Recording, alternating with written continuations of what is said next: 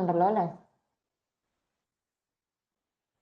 Okay, നമുക്ക് start ചെയ്യാം. നമ്മൾ ഇന്നലെ പറഞ്ഞു നിർത്തിയത് എവിടെയായിരുന്നു? പി റേഷ്യോ വരെയായിരുന്നു പറഞ്ഞു നിർത്തിയിരുന്നത്. അപ്പം പി റേഷ്യോ എന്ന് പറഞ്ഞാൽ എന്താണ് നമ്മൾ പറഞ്ഞേ? പി റേഷ്യോ എന്ന് പറഞ്ഞാൽ എന്താണ്?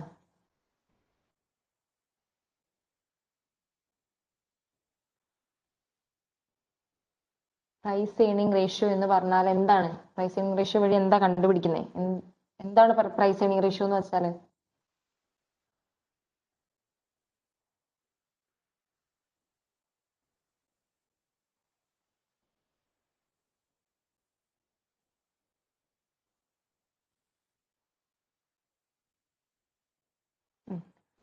അതായത് ഇക്വേഷൻ അല്ല, അതായത് എത്ര ഇൻവെസ്റ്റേഴ്സ് എത്ര എമൗണ്ട് പേ ചെയ്യാൻ തയ്യാറാണെന്ന് കണ്ടുപിടിക്കുന്നതാണ് അല്ലെ പ്രൈസ് ഏർണിംഗ് റേഷ്യോ.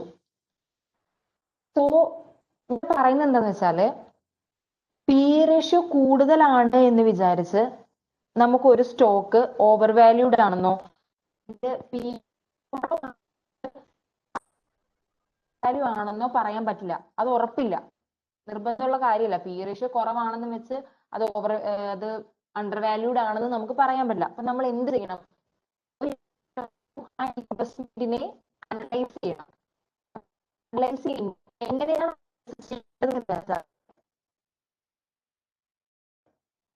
നമ്മുടെ പോലത്തെ തന്നെ സ്റ്റോക്കിനുള്ള ആവറേജ് റേഷ്യോസ് കമ്പയർ ചെയ്യുക. അതായത് ആവറേജ് പി, നമ്മുടെ കമ്പനിയുടെയും പിന്നെ ഇതേ സ്റ്റോക്ക് തന്നെ വിൽക്കുന്ന കമ്പനികളുടെയും പ്രൈസ് ഏർണിംഗ് റേഷ്യോ തമ്മിൽ കമ്പയർ ചെയ്യുക.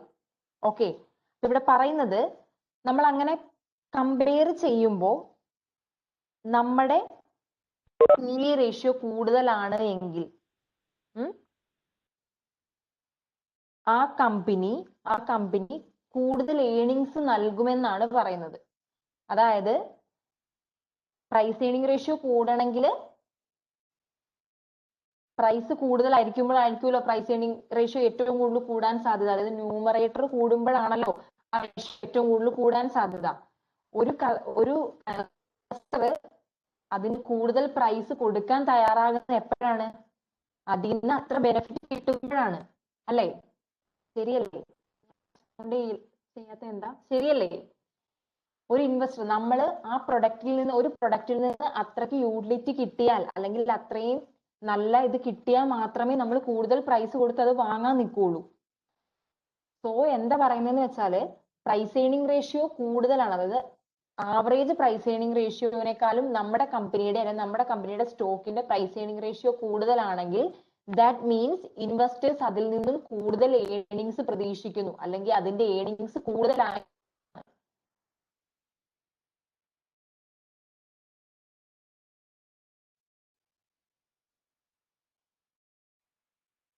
അങ്ങനെയാണ് പ്രൈസ് ഏർണിംഗ് റേഷ്യോ കുറവുള്ള കേസും. അതായത് പ്രൈസ് ഏർണിംഗ് റേഷ്യോ നമ്മുടെ ആവറേജിനേക്കാളും കുറവാണെങ്കിൽ ദാറ്റ് മീൻസ് നമ്മുടെ സ്റ്റോക്ക് അണ്ടർ വാല്യൂഡ് ആണെന്ന് പറയാം. അതായത് average price earning ratio compare ratio കുറവാണെങ്കിൽ നമ്മുടെ സ്റ്റോക്ക് അല്ലെങ്കിൽ നമ്മുടെ സ്റ്റോക്കിന്റെ പ്രൈസ് അണ്ടർ വാല്യൂഡ് ആണെന്ന് പറയാം. ഓക്കെ, അപ്പം ഒരു കമ്പനിയുടെ പ്രൈസ് ഏർണിംഗ് റേഷ്യോ കുറവാണ്, അതായത് കമ്പയർഡ് ടു ആവറേജ് കുറവാണെന്ന് വെച്ചാൽ അതിന്റെ അർത്ഥം അവർക്ക് എന്താ ഫിനാൻഷ്യലി പ്രോബ്ലംസ് ഉണ്ടെന്നാണ്. കാരണം അതുകൊണ്ടാണല്ലോ പ്രോഫിറ്റ് ഉണ്ടാക്കാൻ കഴിയാത്തത്. പ്രോഫിറ്റ് ഉണ്ടാക്കാൻ പറ്റാത്തത് കൊണ്ടാണല്ലോ അതിന് മാർക്കറ്റ് പ്രൈസ് കുറവ് കൊടുക്കുന്നത് ആൾക്കാർ. ക്ലിയർ ആയോ? ഈ പറഞ്ഞതിൽ എന്തെങ്കിലും ഡൗട്ട് ഉണ്ടോ? ആർക്കെങ്കിലും എന്തെങ്കിലും ഡൗട്ട് ഉണ്ടോ? ഈ കൺസെപ്റ്റ് ക്ലിയർ ആണല്ലോ?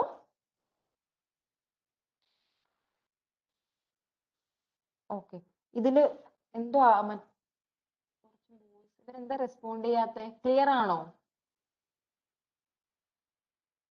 ശങ്കർ, ഹരിജിത്ത്, ക്ലിയർ ആണോ നിങ്ങൾക്ക്?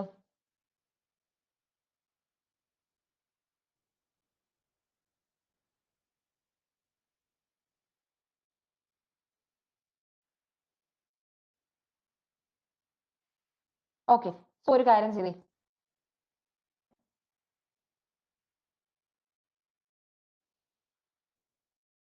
ഈ 48th ക്വസ്റ്റ്യൻ ആൻസർ ചെയ്തേ.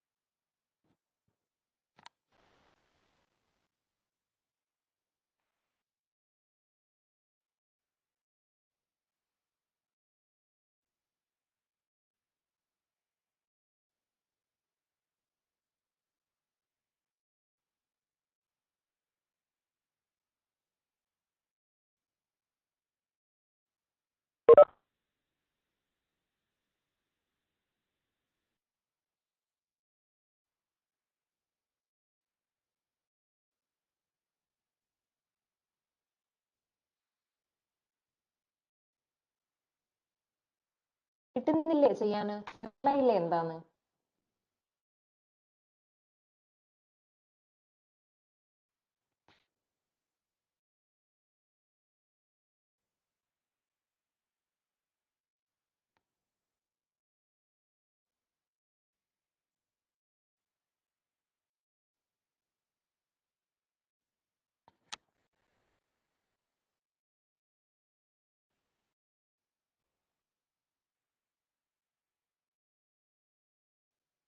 ഓക്കെ, എങ്ങനെയാ ഈ ആൻസർ കിട്ടിയത്?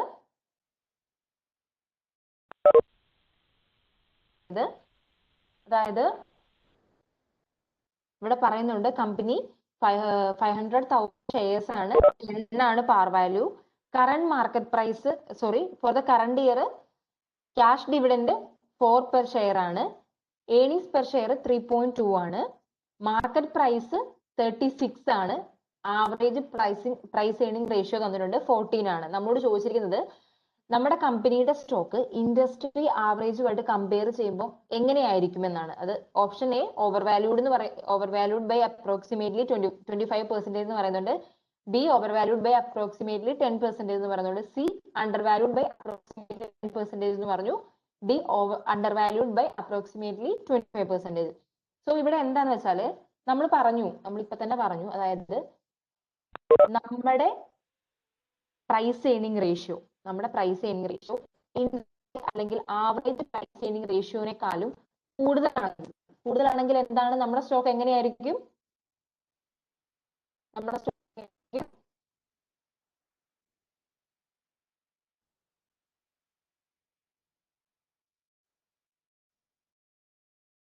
എങ്ങനെ? കേൾക്കുന്നില്ലേ? എന്താ റെസ്പോണ്ട് ചെയ്യാത്തെ? എങ്ങനെയായിരിക്കും? അതായത് ആവറേജ് പ്രൈസ് ഏണിംഗ് റേഷ്യോയേക്കാൾ കൂടുതലാണ് നമ്മുടെ പ്രൈസ് ഏണിംഗ് റേഷ്യോ എങ്കിൽ നമ്മുടെ സ്റ്റോക്ക് എങ്ങനെയായിരിക്കും? ഓവർ വാല്യൂഡ് ആയിരിക്കും അല്ലേ? സോ നമുക്ക് ഇവിടെ ഏണിങ്സ് പെർ ഷെയർ തന്നിട്ടുണ്ട്, നമ്മുടെ സ്റ്റോക്കിന്റെ പ്രൈസ് തന്നിട്ടുണ്ട്. സോ നമ്മുടെ പി റേഷ്യോ കണ്ടുപിടിക്കാം. എങ്ങനെയാ കണ്ടുപിടിക്കുന്നത്? പി റേഷ്യോയുടെ ഫോർമുല എന്താ? Price by earning. സോ ഇവിടെ 36 പെർ ഷെയർ ഡിവൈഡഡ് ബൈ 3.2. എത്ര ആൻസർ കിട്ടുന്നത് നിങ്ങൾക്ക്? എത്ര ആൻസർ കിട്ടി?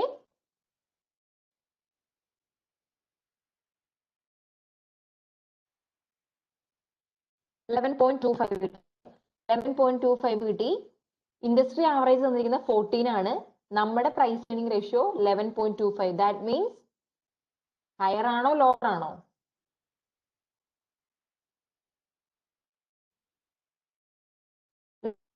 ലോവർ ആണെന്ന് മനസ്സിലായി. ഓക്കെ, ലോവർ മനസ്സിലായി. നമ്മൾ എന്ത് ചെയ്യും? നമ്മുടെ സ്റ്റോക്ക് അണ്ടർ വാല്യൂഡ് ആണെന്ന് നിങ്ങൾക്ക് മനസ്സിലായി. ഇവിടെ പിന്നെ പറഞ്ഞ് ആദ്യത്തേത് നമുക്ക് മനസ്സിലായി അണ്ടർ വാല്യൂഡ് ആണ്. പിന്നെ 2 ഓപ്ഷൻ ഉണ്ട്, അതായത് അപ്രോക്സിമേറ്റ്ലി 10% എന്നുണ്ട്, അപ്രോക്സിമേറ്റ്ലി 25% എന്നുണ്ട്. ഇത് കണ്ടുപിടിക്കാൻ നമ്മൾ എന്താ ചെയ്യേണ്ടത്? നമുക്ക് ആവറേജ് പ്രൈസ് ഏർണിംഗ് റേഷ്യോ തന്നിട്ടുണ്ട്. അത് ഉപയോഗിച്ച് നമുക്ക് ഇൻഡസ്ട്രിയിലെ പ്രൈസ് കണ്ടുപിടിക്കാൻ പറ്റും അല്ലേ? എങ്ങനെയാ കണ്ടുപിടിക്കുന്നത്? 14 into 3.2.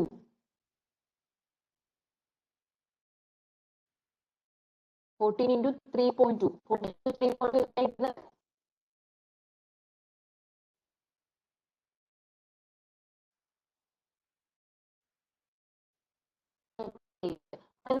എത്ര പെർസെന്റേജ് ആണ് ഇൻക്രീസ് ഓർ ഡിക്രീസ്? എങ്ങനെയാ കണ്ടുപിടിക്കുന്നത്? 44.8 ആണ് ഇൻഡസ്ട്രി ആവറേജ്. അതിൽ നിന്ന് 36 മൈനസ് ചെയ്യാം, ഡിഫറൻസ് 36 എടുത്താൽ നമുക്ക് പെർസെന്റേജ് കിട്ടും. ഇത് നിങ്ങൾ എല്ലാവരും ചെയ്തത് കൊണ്ട് ഞാൻ ജസ്റ്റ് ഒന്നുകൂടെ വേ പറഞ്ഞു തരുന്നുണ്ട്. ഇത് ക്ലിയർ ആയതുകൊണ്ടാണല്ലോ നിങ്ങൾ ചെയ്തത്. ക്ലിയർ അല്ലേ?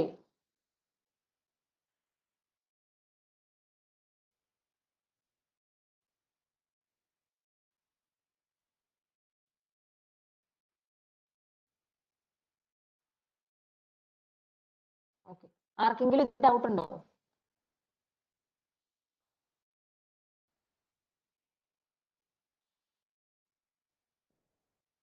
നമുക്ക് അടുത്തതിലേക്ക് പോകാം. അടുത്തത് പറയണത് ഇമ്പോർട്ടന്റ്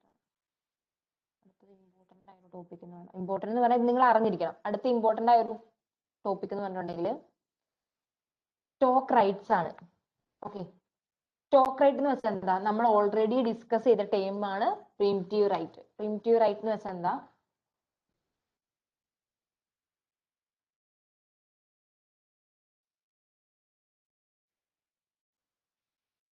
എന്താണ് പ്രീംറ്റീവ് റൈറ്റ്?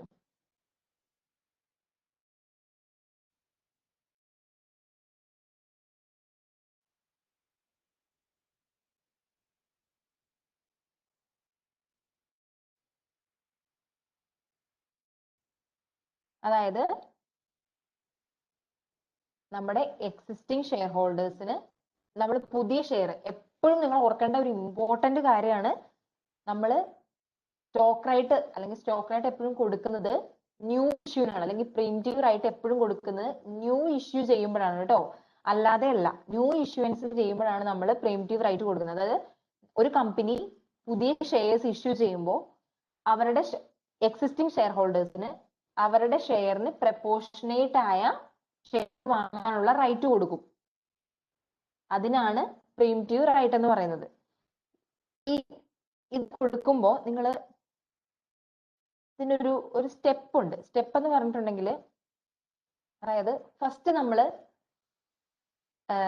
റൈറ്റ് അനൗൺസ് ചെയ്യും. അതായത് ഇങ്ങനെ റൈറ്റ് കൊടുക്കാൻ പോവുകയാണ് എന്ന് റൈറ്റ് അനൗൺസ് ചെയ്യും. ഓക്കെ, അതാണ് ഇതിൽ മെയിൻ ആയിട്ട് ഫസ്റ്റ് നടക്കുന്ന കാര്യം. ഇനി അടുത്തത് റൈറ്റ് അനൗൺസ് കഴിയും. അടുത്ത വരുന്ന ഒരു ടൈമാണ് ex right date. Ex right date എന്ന് പറഞ്ഞിട്ടുണ്ടെങ്കിൽ, അതായത് ഒരു ആ ഡേറ്റിനുള്ളിൽ ഷെയർ വാങ്ങുവാണെങ്കിൽ അവർക്ക് റൈറ്റ് കിട്ടുമെന്ന്, അതായത് റൈറ്റ് ഷെയർസ് കിട്ടുമെന്ന് പറയും. അതായത് ഒരു പെർട്ടിക്കുലർ ഡേറ്റ് വെക്കും. ആ ഡേറ്റിനുള്ളിൽ നടക്കുന്ന ട്രാൻസാക്ഷൻ അനുസരിച്ചാണ് നമ്മൾ റൈറ്റ് ഇഷ്യൂ ചെയ്യുന്നത്. അതായത് ഫോർ എക്സാമ്പിൾ ഞാൻ പറയാം. അതായത് ഒരുപാട് ഷെയർ ഹോൾഡേഴ്സ് ഉണ്ട്. ഓക്കെ, സോ നമുക്കറിയാം ചിലപ്പോൾ നമ്മൾ ഷെയർ അങ്ങോട്ടും ഇങ്ങോട്ടും വിൽക്കുകയും വാങ്ങുകയും ഒക്കെ ചെയ്യുന്നുണ്ടാവും അല്ലേ? വിൽക്കുകയും വാങ്ങുകയും ഒക്കെ ചെയ്യുന്നുണ്ടാവും. അതായത് നമ്മളൊരു ഡേറ്റ് വെക്കുവാണ്, എക്സ് റൈറ്റ് എന്ന് പറഞ്ഞൊരു ഡേറ്റ് വെക്കുവാണ്. ഇപ്പൊ ഒരു 10-ാം തീയതി ഡേറ്റ് വെക്കുവാണ്. അപ്പം 10-ാം തീയതിക്ക് മുന്നേ ഒരാള് ഒരു ഷെയർ വാങ്ങി എന്ന് വിചാരിക്കുക. ഓക്കെ, ഒരാൾ ഒരു ഷെയർ വാങ്ങി, അങ്ങനെ അയാൾ പുതിയ ഷെയർ ഹോൾഡർ ആണ്, ഒരു ഷെയർ വാങ്ങി, ഒരു ഷെയർ ഹോൾഡർ ആയി. അയാൾക്ക് റൈറ്റ്, അതായത് സ്റ്റോക്ക് റൈറ്റ് കിട്ടും. പുതിയത് ഇഷ്യൂ ചെയ്യുമ്പം അയാളുടെ ഷെയറിന് പ്രപ്പോർഷനേറ്റ് ആയിട്ട് ഷെയർ വാങ്ങാൻ പറ്റും. ഇനി ഒരാള് 11-ാം തീയതി ഷെയർ, അതായത് 10-ാം തീയതിയാണ് കേട്ടോ എക്സ്പയറി ഡേറ്റ്, 11-ാം തീയതി ഷെയർ വാങ്ങി എന്ന് വിചാരിക്കുക. പക്ഷെ അയാൾക്ക് കിട്ടില്ല. ഓക്കെ, അയാൾക്ക് റൈറ്റ് കിട്ടില്ല. അതായത് എക്സ്പയറി ഡേറ്റിന് തൊട്ട് മുന്നേ വരെ വാങ്ങുന്നവർക്ക് മാത്രമേ കിട്ടുള്ളൂ. എക്സ്പയറി കഴിഞ്ഞ് വാങ്ങുന്നവരാണെങ്കിൽ അതിന്റെ ഒറിജിനൽ ഹോൾഡറിന് തന്നെയായിരിക്കും ഷെയർ റൈറ്റ് കിട്ടുക. വല്ലതും മനസ്സിലായോ?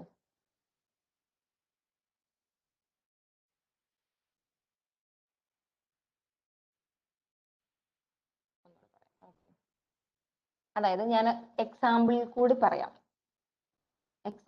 പറയാം. അതായത് എക്സ്പയറി ഡേറ്റ്, അത് ജസ്റ്റ് ഇത് എന്നാന്ന് ജസ്റ്റ് ടൈം പറയാം. എക്സ്പയറി ഡേറ്റ് എന്ന് പറഞ്ഞിട്ടുണ്ടെങ്കിൽ ഇത്രയേ ഉള്ളൂ, ആ ഡേറ്റിന് തൊട്ട് മുന്നേ, ആ ഡേറ്റിന് ബിഫോർ, ആ ഡേറ്റ് മുന്നേ പർച്ചേസ് ചെയ്യുന്നവർക്ക് റൈറ്റ് കിട്ടും. അതാണ് expiry date. Expiry date just എന്താണെന്ന് മനസ്സിലാക്കാം. ഞാൻ എക്സാമ്പിൾ പറയുമ്പോൾ നിങ്ങൾക്ക് അത് ക്ലിയർ ആവും. എക്സ്പയറി ഡേറ്റ് എന്താണെന്ന് മനസ്സിലായോ? അതായത് ആ ഡേറ്റ് വരെ, ഒരു ഡേറ്റ് ഉണ്ട്, മിനിമം ഒരു ഡേറ്റ് വെക്കും. ആ ഡേറ്റ് വരെ പർച്ചേസ് ചെയ്യുന്ന അല്ലെങ്കിൽ സെല്ല് ചെയ്യുകയും ചെയ്യുന്ന ആ ടൈം, ആ ഡേറ്റ് വരെ ആരൊക്കെയാണോ ഹോൾഡേഴ്സ് അവർക്കായിരിക്കും റൈറ്റ് കിട്ടുക. ഓക്കെ, അതായത് നമ്മൾ റൈറ്റ് ഇഷ്യൂ ചെയ്യുമ്പോൾ എക്സ്പയറി ഡേറ്റ് എന്ന് പറഞ്ഞ ഡേറ്റ് ഉണ്ട്. അത് ഇപ്പം 10-ാം തീയതി ഒരു ഡേറ്റ് വെക്കുകയാണ്. ആ ഡേറ്റ് വരെയുള്ള ട്രാൻസാക്ഷൻസ് കൺസിഡർ ചെയ്തിട്ടാണ് ഏതൊക്കെ ഷെയർ ഹോൾഡേഴ്സ് ഉണ്ട്, ഏതൊക്കെ ഷെയർ ഹോൾഡേഴ്സ് ഇല്ല എന്ന് തീരുമാനിച്ച് അവർക്ക് റൈറ്റ് ഇഷ്യൂ ചെയ്യുന്നത്. അതാണ് എക്സ്പയറി ഡേറ്റ്. ഇനി റെക്കോർഡ് ഡേറ്റ് എന്ന് പറഞ്ഞാല് ഞാൻ പറഞ്ഞുതരാം കേട്ടോ, ഇത് ജസ്റ്റ് നിങ്ങൾ ടേം ഒന്ന് മനസ്സിലാക്കുക, അത് ഞാൻ പറഞ്ഞുതരാം. റെക്കോർഡ് ഡേറ്റ് എന്ന് പറഞ്ഞിട്ടുണ്ടെങ്കിൽ നമ്മള് ഏതൊക്കെ എക്സ്പയറി ഡേറ്റ് കഴിഞ്ഞ് 2 ദിവസം കഴിഞ്ഞായിരിക്കും റെക്കോർഡ് ഡേറ്റ്. അതായത് അത് പ്രിപ്പയർ ചെയ്യാണ്, ലിസ്റ്റ് പ്രിപ്പയർ ചെയ്യുന്നതാണ് റെക്കോർഡ് ഡേറ്റ് എന്ന് പറയുന്നത്. അതായത് ഷെയർ ഹോൾഡേഴ്സിന്റെ ലിസ്റ്റ് തയ്യാറാക്കുന്ന ഡേറ്റ് ആണ് റെക്കോർഡ് ഡേറ്റ്. റെക്കോർഡ് ഡേറ്റ് കഴിഞ്ഞാണ് നമ്മൾ റൈറ്റ് ഇഷ്യൂ ചെയ്യുന്നത്. ഓക്കെ, ഇനി ഞാനൊരു എക്സാമ്പിൾ പറയാം. ഇപ്പോ എ എന്ന് പറയുന്ന ഒരു ഷെയർ ഹോൾഡർ, ബി എന്ന് പറയുന്ന ഒരു ഷെയർ ഹോൾഡർ. ഓക്കെ, എ എന്ന് പറയുന്ന ഒരു ഷെയർ ഹോൾഡർ, ബി എന്ന് പറയുന്ന ഒരു ഷെയർ ഹോൾഡർ. എ എന്ന് പറയുന്ന ഹോൾഡർ, അതായത് നമ്മുടെ എക്സ് റൈറ്റ് ഡേറ്റ് ഫിക്സ് ചെയ്തിരിക്കുന്നത് November 24 ആണെന്ന് വിചാരിക്കാം. എക്സാമ്പിൾ ക്ലിയർ ആയോ? എ എന്ന് പറയുന്ന ഒരു ഷെയർ ഹോൾഡർ ഉണ്ട്, ബി എന്ന് പറയുന്ന ഒരു ഷെയർ ഹോൾഡർ ഉണ്ട്. എക്സ് റൈറ്റ് ഡേറ്റ് ഫിക്സ് ചെയ്തിരിക്കുന്നത് November 24 ആണ്. ക്ലിയർ ആയോ? ഓക്കെ, ഇത്രയും ക്ലിയർ ആയല്ലോ. 24 എക്സ് റൈറ്റ് ഡേറ്റ്,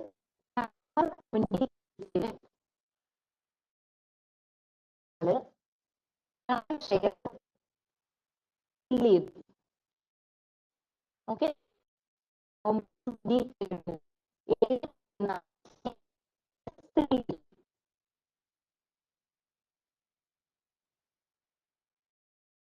എയുടെ ഷെയർ കിട്ടിയാണ് സിക്കാണ്.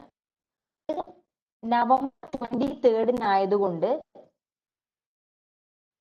സി എന്ന് പറയുന്നതിന്, അതായത് സിക്ക് റൈറ്റ് കിട്ടും. അതായത്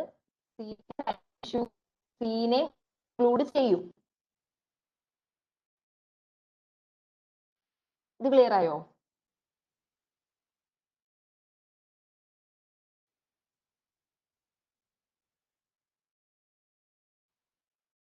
അത് എക്സ് റൈറ്റ് ഡേറ്റിന് മുന്നേ അയാൾ വാങ്ങി, അതുകൊണ്ട് തന്നെ അയാളെ അതിൽ ഇൻക്ലൂഡ് ചെയ്യിക്കും. നമ്മൾ റെക്കോർഡ് ചെയ്യുമ്പോൾ അയാളെ കൂടെ ഇൻക്ലൂഡ് ചെയ്യിക്കും. ഇനി November 25-ന് ബി എന്ന് പറയുന്ന ഹോൾഡർ, ഡി എന്ന് പറയുന്ന ആൾക്ക് ഷെയർ വിറ്റു. ഓക്കെ, സോ ഇപ്പൊ ഷെയർ ഹോൾഡർ ആരാ? ഡി ആണ് ഷെയർ ഹോൾഡർ അല്ലേ? ഓക്കെ, ഡി ആണ് ഷെയർ ഹോൾഡർ. പക്ഷെ ഈ ഡിക്ക് ഈ November 24 കഴിഞ്ഞ് November 25-നാണല്ലോ ഡി വാങ്ങിയത്. അതുകൊണ്ട് ഈ ഡിക്ക് റൈറ്റ് ഷെയർ കിട്ടൂല. പകരം റൈറ്റ് ഷെയർ ബിക്ക് തന്നെയായിരിക്കും കിട്ടുന്നത്. അതായത് ബിഫോർ ഈ എക്സ്പയറി ഡേറ്റ് വരെ ആണോ ഷെയർ ഉള്ളത് അവർക്കായിരിക്കും റൈറ്റ് ഷെയർ കിട്ടുന്നത്. ക്ലിയർ ആയോ? ഇപ്പൊ ഞാൻ പറഞ്ഞ സംഭവം എന്നാന്ന് ക്ലിയർ ആയോ? ആ, ബി ഷെയർ ഹോൾഡർ അല്ല, പക്ഷെ ബിക്കാണ് റൈറ്റ് ഷെയർസ്, എക്സ്ട്രാ ഉള്ള റൈറ്റ് ഷെയർസ് കിട്ടുന്നത്. കാരണം നമ്മൾ എക്സ് റൈറ്റ് ഡേറ്റ് വരെയാണ് നമ്മൾ ആൾക്കാരുടെ എണ്ണം എടുത്ത് ഏതൊക്കെ ഷെയർ ഹോൾഡർ ആണ് കൺസിഡർ ചെയ്യുന്നത്. എക്സ് റൈറ്റ് ഡേറ്റ് കഴിഞ്ഞ് വിൽക്കുന്നത് കാര്യം നമ്മൾ റെക്കോർഡ് ചെയ്യുന്നില്ല. ആ പേര് എവിടെയാണോ ആർക്കാണോ കിടക്കുന്നത് അയാൾക്കായിരിക്കും, അതായത് ഇന്ന ഷെയർ ഇത്ര ഷെയർ ആരുടെ പേരിലാണോ എക്സ്പയർ ഡേറ്റ് കിടക്കുന്നത് അയാൾക്കായിരിക്കും റൈറ്റ് കിട്ടുന്നത്, റൈറ്റ് ഷെയർസ് കിട്ടുന്നത്. ക്ലിയർ ആയോ?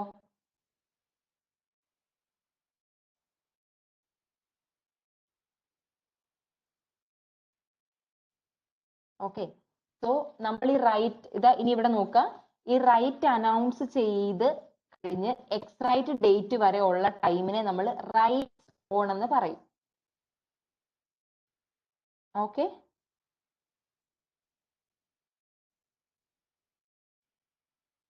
ഈ എക്സ് റൈറ്റ് ഡേറ്റ് തൊട്ട് എക്സ്പിറേഷൻ ഡേറ്റ് എന്ന് പറഞ്ഞാൽ ഈ സംഭവം തീരുന്നവരെ ഉള്ള ടൈമിനെ നമ്മൾ എക്സ് റൈറ്റ്സ് എന്ന് പറയും. ഓക്കെ, ക്ലിയർ ആയോ? ഉണ്ടോ? ഇവിടെ പറയുന്നുണ്ട് കണ്ടോ, anyone who buys before the expiry date will be the owner of the stock on the record date and will receive the right. Okay, അതായത് നമ്മൾ റെക്കോർഡ് ചെയ്യുന്ന ടൈമിൽ ആരാണോ അതിന്റെ ഓണർ അവർക്കായിരിക്കും റൈറ്റ് കിട്ടുക.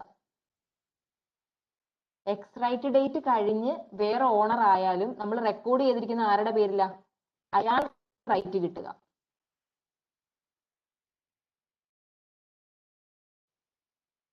ക്ലിയർ ആയോ? ഓക്കെ, നമ്മൾ ആ റൈറ്റ് അനൗൺസ് ചെയ്യുന്ന തൊട്ട് എക്സ് റൈറ്റ് ഡേറ്റിന് തൊട്ട് മുന്നേ വരെ നമ്മൾ സ്റ്റോക്കുകൾ ഇഷ്യൂ ചെയ്യും വിൽക്കുകയും ഒക്കെ ചെയ്യുവാണെങ്കിൽ നമ്മൾ അതിന് പറയുന്നതാണ് റൈറ്റ്സ് ഓണർ.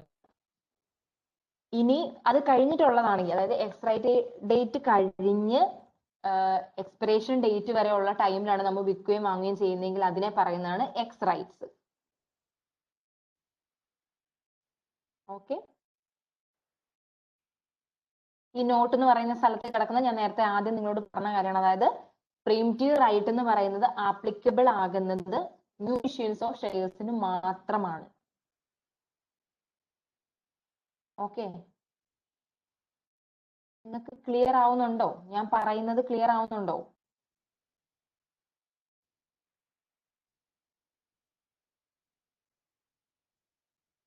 ഓക്കെ, ഇനി അടുത്തത് പറയുന്നത്, അതായത് നമ്മള് റൈറ്റ് സോൺ എന്ന് പറഞ്ഞാൽ എന്താ? റൈറ്റ് സോൺ എന്ന് പറഞ്ഞാൽ എന്താ? റൈറ്റ് അനൗൺസ് ചെയ്തിട്ട് അതായത് എക്സ് റൈറ്റ്സ് ഡേറ്റിന് മുന്നേ വാങ്ങുകയും വിൽക്കുകയും ചെയ്യുന്നതിനെയാണ് റൈറ്റ് സോൺ എന്ന് പറയുന്നത്. സോ ഈ റൈറ്റ് സോണിന്റെ ടൈമില് ഒരാള് ഒരു പർച്ചേസ് ചെയ്യുന്ന ഒരാൾ വാങ്ങുവാന്ന് വിചാരിക്കുക, അതായത് ഷെയർ വാങ്ങുവാന്ന് വിചാരിക്കുക. റൈറ്റ് ഓൺ ടൈമിൽ, അതായത് എക്സ്പയറി ഡേറ്റിന് മുന്നേ ഒരാൾ ഷെയർ വാങ്ങുവാണെന്ന് വിചാരിക്കുക. അപ്പൊ അയാൾ ശരിക്കും ആ ഒരു ഷെയർ മാത്രമല്ല, ഷെയർ പ്ലസ് റൈറ്റ് ആണ് വാങ്ങുന്നത്. ശരിയല്ലേ?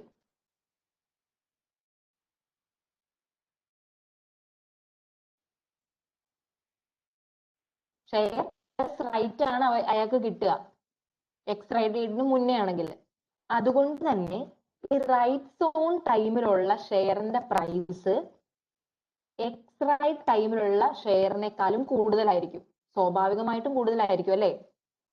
കാരണം നമ്മൾ വിൽക്കുമ്പോൾ റൈറ്റ് ഷെയറും കൂടെ കിട്ടും ഇവർക്ക്. അതുകൊണ്ട് നമ്മൾ ആ ഒരു വിലയും കൂടെ കൺസിഡർ ചെയ്തിട്ടേ ഇവർക്ക് വിൽക്കുകയുള്ളൂ. ശരിയല്ലേ?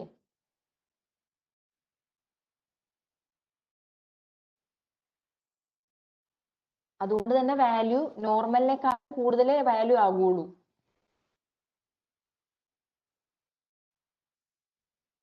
ശരിയല്ലേ? ഡൗട്ട് ഉണ്ടോ?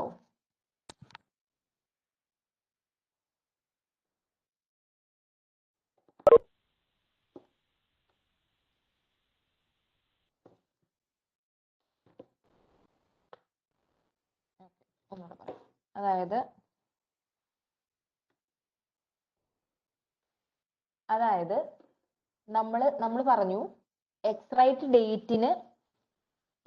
ഡേറ്റിന് മുന്നേ ആണെങ്കിൽ ബൈ ചെയ്യുന്ന ആൾക്ക് റൈറ്റും കൂടെ കിട്ടുമെന്ന്, അല്ലെ? ബൈ ചെയ്യുന്ന ഒരു സെക്യൂരിറ്റി ബൈ ചെയ്യുവാണെങ്കിൽ ഷെയർ മാത്രമല്ല റൈറ്റ് ഷെയറും കൂടെ കിട്ടുമെന്ന്. എക്സ്റൈറ്റ് ഡേറ്റ് കഴിഞ്ഞ് റൈറ്റ്സ്, എടാ മോനെ, റൈറ്റ്സ് എന്ന് പറഞ്ഞിട്ടുണ്ടെങ്കിൽ എന്താ? അത് വാങ്ങാൻ റൈറ്റ് ഷെയർ അല്ല കൊടുക്കുന്നത്. അതായത് റൈറ്റ് ഷെയർ കിട്ടുന്ന അത് ഇഷ്യൂ ചെയ്ത് കഴിഞ്ഞാൽ കിട്ടുള്ളൂ.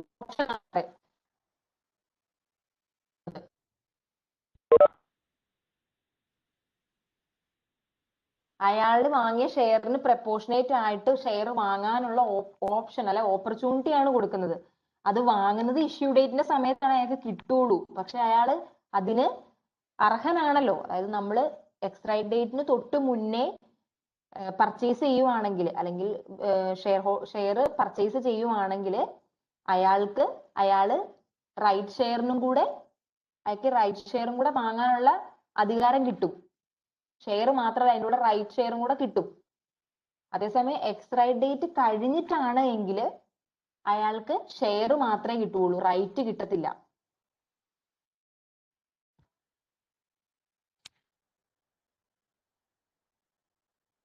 എന്തെങ്കിലും ഡൗട്ട് ഉണ്ടോ?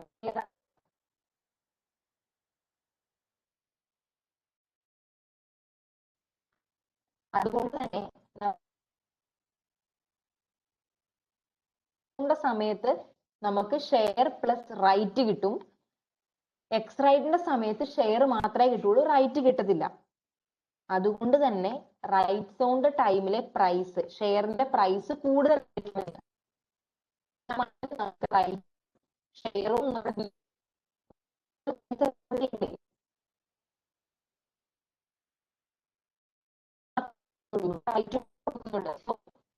നോർമലി എന്തായാലും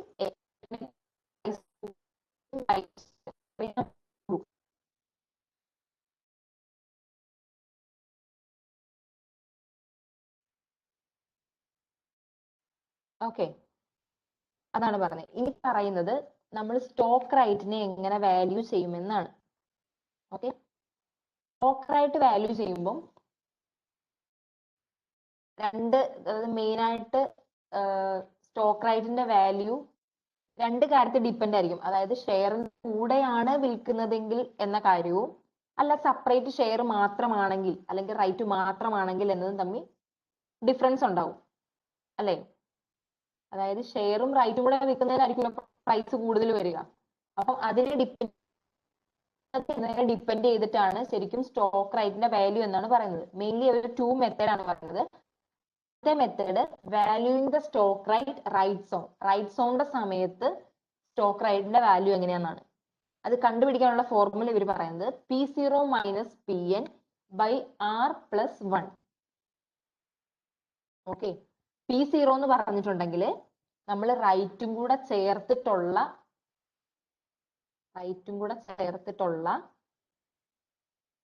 ഇപ്പത്തെ വാല്യൂ, അതായത് വാല്യൂ എത്രയാണോ, ടോട്ടൽ വാല്യൂ എത്രയാണോ അതാണ് P0. ഇനി PN എന്ന് വെച്ചിട്ടുണ്ടെങ്കിൽ സെയിൽസ് സബ്സ്ക്രിപ്ഷൻ പ്രൈസ് എന്നുണ്ടെങ്കിൽ സെയിൽസ് പ്രൈസ്, വിൽക്കുന്ന പൈസ എത്രയാണോ അതിനെയാണ് subscription price. Divided by R പറയുന്നത് number of rights need to buy, എത്ര റൈറ്റ് ഉണ്ടെങ്കിലാണ് ഒരു പുതിയ ഷെയർ നമുക്ക് വാങ്ങാൻ പറ്റുക. ക്ലിയർ ആയോ?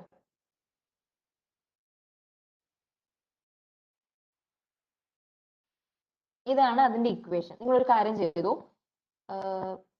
ഇതിന്റെ കാൽക്കുലേഷൻ നോക്കരുത്, ദയവേത് നോക്കരുത്. അതായത് ഇവിടെ വരെയാണ് ക്വസ്റ്റ്യൻ. കാൽക്കുലേഷൻ നോക്കാതെ നിങ്ങൾക്ക് വേണ്ടി തന്നെയാണ്. സോ കാൽക്കുലേഷൻ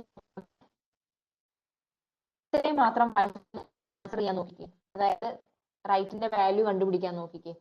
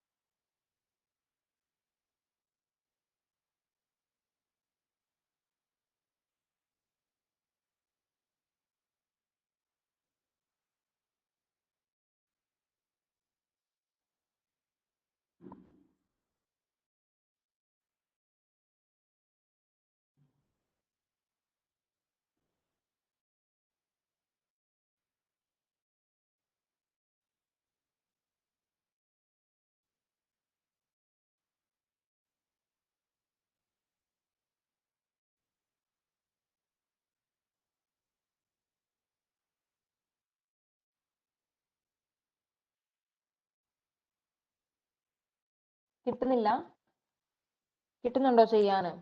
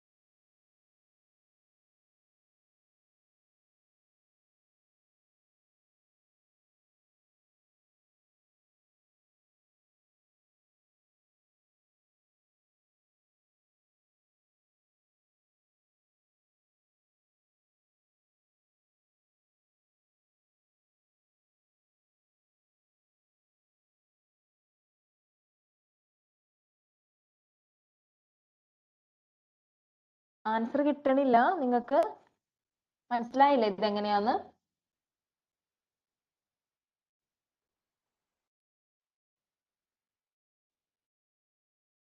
ഹലോ, കണക്ഷൻ പോയോ? ഓക്കെ. അതായത് P0 എന്ന് പറഞ്ഞാൽ എന്താന്ന് നമ്മൾ പറഞ്ഞേ? ഓക്കെ, ഇവിടെ ഞാൻ പറഞ്ഞുതരാം. അതായത് ഈ കമ്പനി 5 മില്യൺ ഷെയർസ് ഔട്ട്സ്റ്റാൻഡിംഗ് ഉണ്ട്. അവർക്ക് 100 മില്യണും കൂടെ വേണം. ഓക്കെ, അഡീഷണൽ ആയിട്ട് 100 മില്യൺ കൂടെ അവർക്ക് വാങ്ങണം, റേസ് ചെയ്യണം. ഓക്കെ, സോ സ്റ്റോക്കിന്റെ ഇപ്പോഴത്തെ പ്രൈസ്, അതായത് സ്റ്റോക്ക് സെൽസ് ടുഡേസ് ഫോർ 50 റുപ്പീസിനാണ് സ്റ്റോക്കിന്റെ ഇപ്പോഴത്തെ price. And Medina plans to sell the new shares for 40 per share to right holders. അതായത് പുതിയ ക്യാപിറ്റൽ റേസ് ചെയ്യുമ്പോൾ അവർ ഇഷ്യൂ ചെയ്യാൻ നിൽക്കുന്ന ഷെയർസിന്റെ പ്രൈസ്, അതായത് സെയിൽസ് പ്രൈസ് എന്ന് പറയുന്നത് 40 ആണ്. 1 right will be issued per outstanding share of stock. Okay, so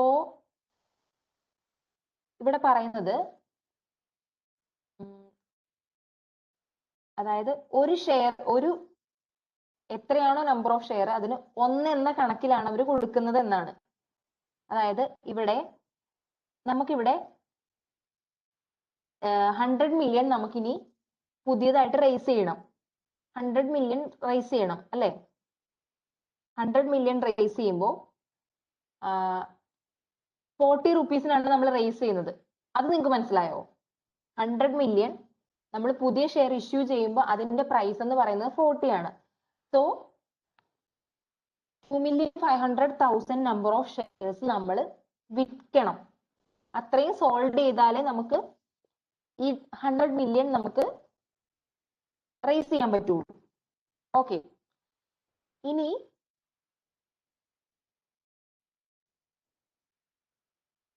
അതായത് ഒരു ഷെയർ വാങ്ങണമെങ്കിൽ എത്ര റൈറ്റ് ഉണ്ടെങ്കിലാണ് നമുക്ക് ഒരു ഷെയർ കിട്ടുക എന്നാണ് അടുത്ത കണ്ടുപിടിക്കുന്നത്.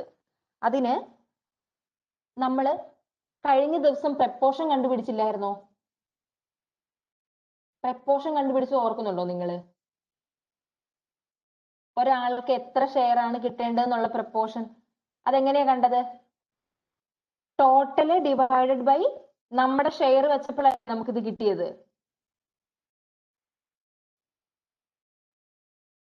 അപ്പൊ ഇവിടെ ടോട്ടൽ ഇവർക്ക് നമ്പർ ഓഫ് ഷെയർസ് ഉള്ളത് 5 മില്യൺ ആണ്. അതിനെ പുതിയതായിട്ട് റേസ് ചെയ്യുന്നത് വെച്ച് ഡിവൈഡ് ചെയ്ത് കഴിഞ്ഞിട്ടുണ്ടെങ്കിൽ ഷെയർ വാങ്ങാൻ എത്ര റൈറ്റ് വേണം എന്ന് നമുക്ക് മനസ്സിലാവും. ക്ലിയർ ആയോ? ഇവിടെ നോക്കുവാണെങ്കിൽ നമുക്ക് ഒരു ഷെയർ രണ്ട് റൈറ്റ് ഉണ്ടെങ്കിലാണ് രണ്ട് റൈറ്റ് ഉണ്ടെങ്കിൽ നമുക്ക് ഒരു ഷെയർ വാങ്ങാൻ പറ്റും.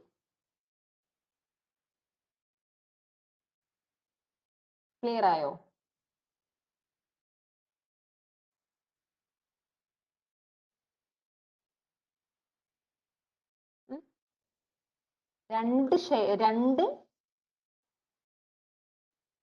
ഒരു പുതിയ ഷെയർ വാങ്ങണമെങ്കിൽ നമ്മുടെ കയ്യിൽ രണ്ട് റൈറ്റ് ഉണ്ടെങ്കിൽ നമുക്ക് ഒരു ഷെയർ വാങ്ങാൻ പറ്റും. ഓക്കെ, അപ്പൊ 10 റൈറ്റ് ഉണ്ടെങ്കിൽ നമുക്ക് എത്ര ഷെയർ വാങ്ങാൻ പറ്റും?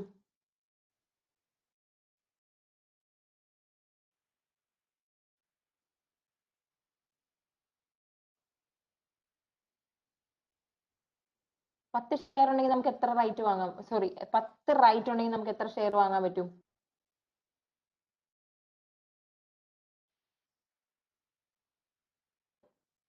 20. ക്ലിയർ ആയല്ലോ? ഇനി ജസ്റ്റ് നമ്മൾ അത് ഇക്വേഷനിൽ ഇട്ട് കൊടുത്താൽ മതി. അതായത് സ്റ്റോക്ക് ഇപ്പത്തെ പ്രൈസ് 50 ആണ്. ഈ ന്യൂ ഷെയർ അതിന്റെ സെയിൽസ് പ്രൈസ് എത്ര? 40 ആണ്. So 50 minus 40 divided by right plus 1, R plus 1, 2 plus 1 3, 10 by 3 3.33. ഒരു റൈറ്റിന് വാല്യൂ എന്ന് പറയുന്നത് 3.33 ആണ്. ക്ലിയർ ആയോ?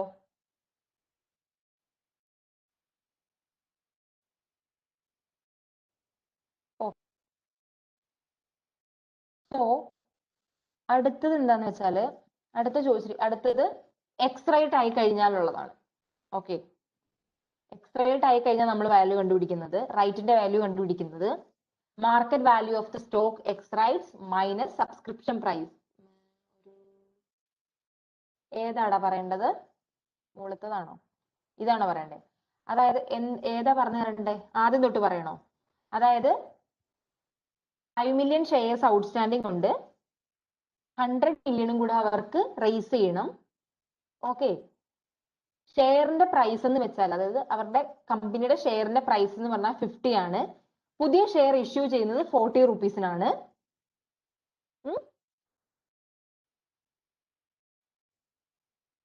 ഓക്കെ, അതായത് പഴയ ഷെയറിന് ഒരു റൈറ്റ് എന്ന രീതിക്കാണ് അവർ കൊടുക്കുന്നത്.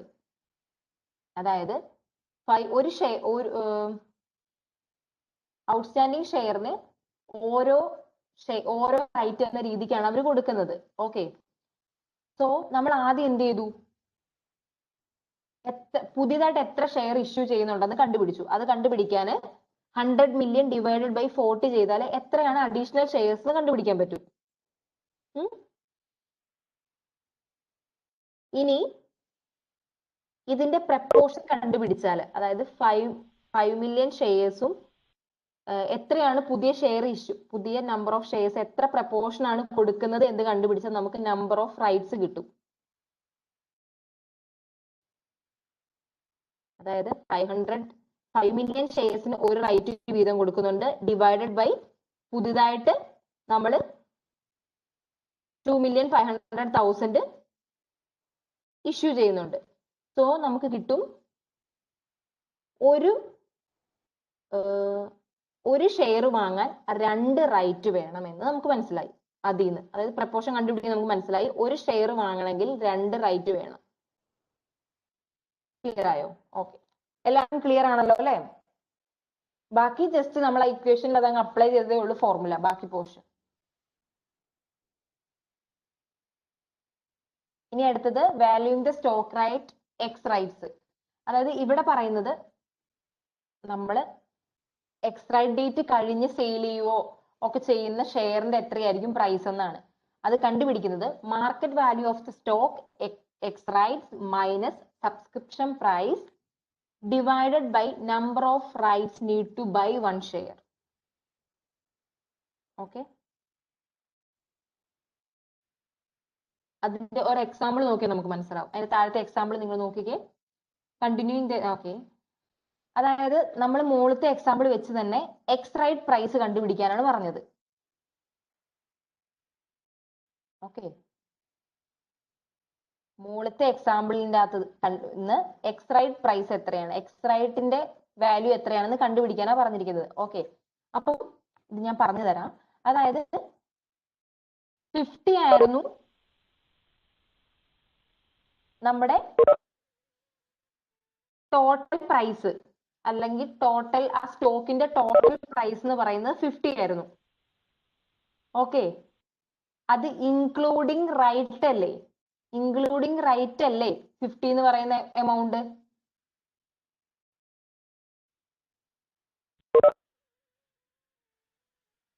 അല്ലേ, ഇൻക്ലൂഡിങ് റൈറ്റ് അല്ലേ 50 എന്ന് പറയുന്ന എമൗണ്ട്? അപ്പോ market value of the stock X rate ആയി കഴിയുമ്പോൾ എന്താ, റൈറ്റ് ഉണ്ടാവില്ല അല്ലെ? എക്സ് റേറ്റ് ആയി കഴിയുമ്പോൾ റൈറ്റ് ഉണ്ടാവില്ല, ഷെയർ മാത്രമേ ഉണ്ടാവുള്ളൂ. സോ നമ്മൾ ഇവിടെ ഒരു റൈറ്റിന്റെ വാല്യൂ എത്രയെന്ന് കണ്ടുപിടിച്ചിട്ടുണ്ട്, 3.33. സോ 50 മൈനസ് 3.33 ആയിരിക്കില്ലേ ഷെയറിന്റെ മാത്രം പ്രൈസ്?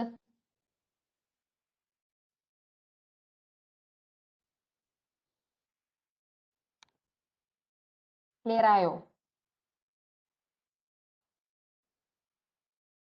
ഓക്കെ, പുതിയ ഷെയറിന്റെ സബ്സ്ക്രിപ്ഷൻ പ്രൈസ് എന്ന് പറയുന്നത് 40 തന്നെ ആയിരിക്കും. സോ 50 മൈനസ് 3.33 ചെയ്യുമ്പോൾ 46.67 ആയിരിക്കും എക്സ് റൈറ്റിന്റെ പ്രൈസ് വരിക. എക്സ് റൈറ്റിന്റെ പ്രൈസ് വരിക, അതായത് ഷെയർ മാത്രം, റൈറ്റ് ഇല്ലാതെ ഷെയർ മാത്രമുള്ള ആ ഷെയറിന്റെ പ്രൈസ് എന്ന് പറയുന്നത് 50 മൈനസ് 3.33 46.67 ആയിരിക്കും. അത് മൈനസ് സബ്സ്ക്രിപ്ഷൻ പ്രൈസ് എത്രയാ, 40 തന്നെയാണ്. നമ്മളിവിടെ പറയുന്നുണ്ട് പുതുതായിട്ട് ഇഷ്യൂ ചെയ്യുന്ന ഷെയറിന്റെ പ്രൈസ് 40 ആയിരിക്കും. ഡിവൈഡഡ് ബൈ എന്താ പറഞ്ഞിരിക്കുന്നത്, number of rights need to buy one share. ഒരു ഷെയർ വാങ്ങാൻ എത്ര റൈറ്റ്?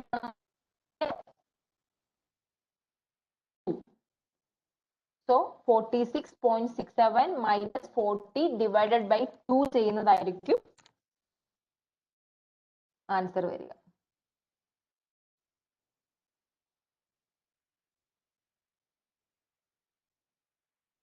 ക്ലിയർ ആയോ? ക്ലിയർ ആയോ?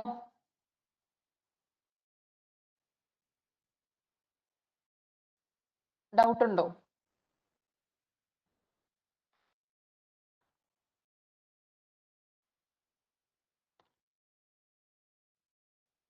ഓക്കെ,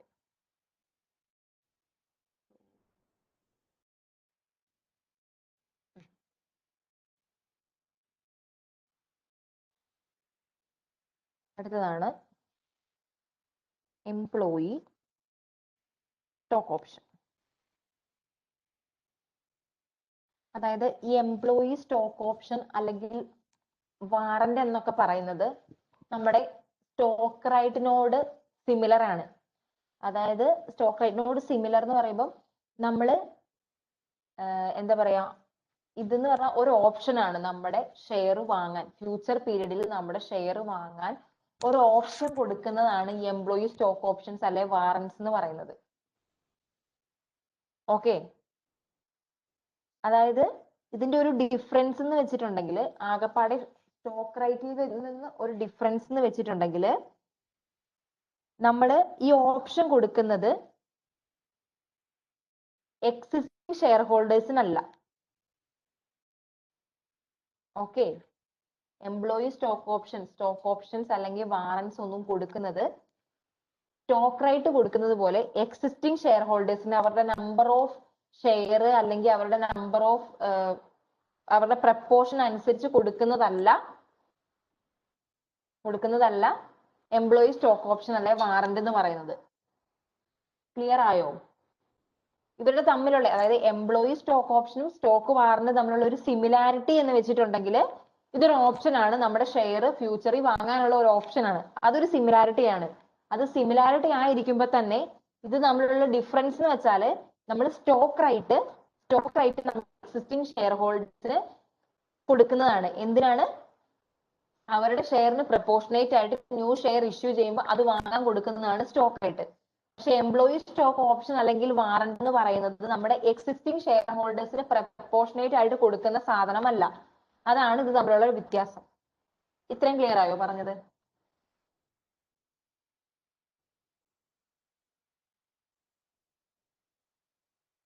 ഓക്കെ, ഇനി നമുക്ക് ഓരോന്ന് പറയാം. ഈ എംപ്ലോയി സ്റ്റോക്ക് ഓപ്ഷൻ എന്ന് പറഞ്ഞിട്ടുണ്ടെങ്കിൽ നമ്മുടെ എംപ്ലോയീസിന് ഒരു കോമ്പൻസേഷൻ ആയിട്ട്, അതായത് എംപ്ലോയീസിന് അവർ നല്ല വർക്ക് ചെയ്യുന്നതിന് അല്ലെങ്കിൽ അവരുടെ ടാർഗറ്റ് അച്ചീവ് ചെയ്യുന്നതിന് അങ്ങനെ അവർക്കൊരു കോമ്പൻസേഷന്റെ ഫോമിൽ കൊടുക്കുന്നതാണ് എംപ്ലോയി സ്റ്റോക്ക് ഓപ്ഷൻ. ക്ലിയർ ആയോ? അതായത് അവരുടെ ഗുഡ് പെർഫോമൻസ് കൊടുക്കില്ലേ, അതുപോലെ നമ്മൾ അങ്ങനെ നല്ല പെർഫോമൻസിനൊക്കെ ഒരു കോമ്പൻസേഷൻ ആയിട്ട് കൊടുക്കുന്നതാണ് employee stock option. Okay,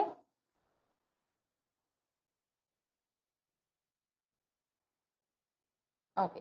so warrant, ഇനി വാറന്റ് എന്ന് വെച്ചിട്ടുണ്ടെങ്കിൽ ഈ വാറന്റ് മെയിൻ ആയിട്ട് അറ്റാച്ച് ചെയ്തിരിക്കുന്നത് അതൊരു ശരിക്കും അത് നമ്മൾ അറ്റാച്ച് ചെയ്ത് കൊടുക്കുന്നതാണ്. അതായത് ഡെപ്റ്റ് ഇൻസ്ട്രുമെന്റ്സിന്റെ കൂടെ അറ്റാച്ച് ചെയ്ത് കൊടുക്കുന്നതാണ്.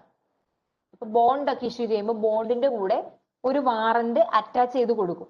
ഓക്കെ, അതിന്റെ അർത്ഥം ഈ ബോണ്ട് വാങ്ങുന്ന ആൾക്ക് നമ്മുടെ കമ്പനിയിലത്തെ ഷെയർ വാങ്ങാനുള്ള ഒരു അവസരം കൊടുക്കുന്നതാണ്.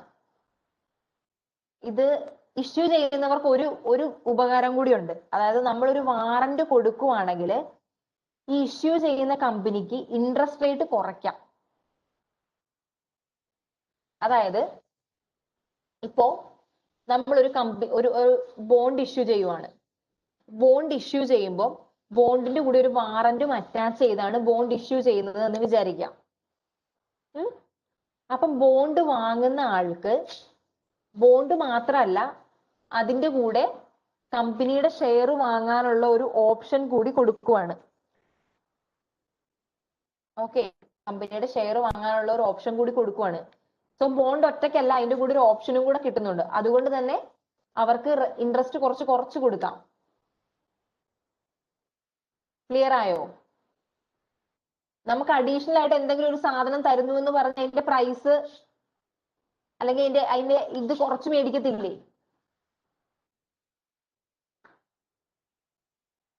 ക്ലിയർ ആയോ?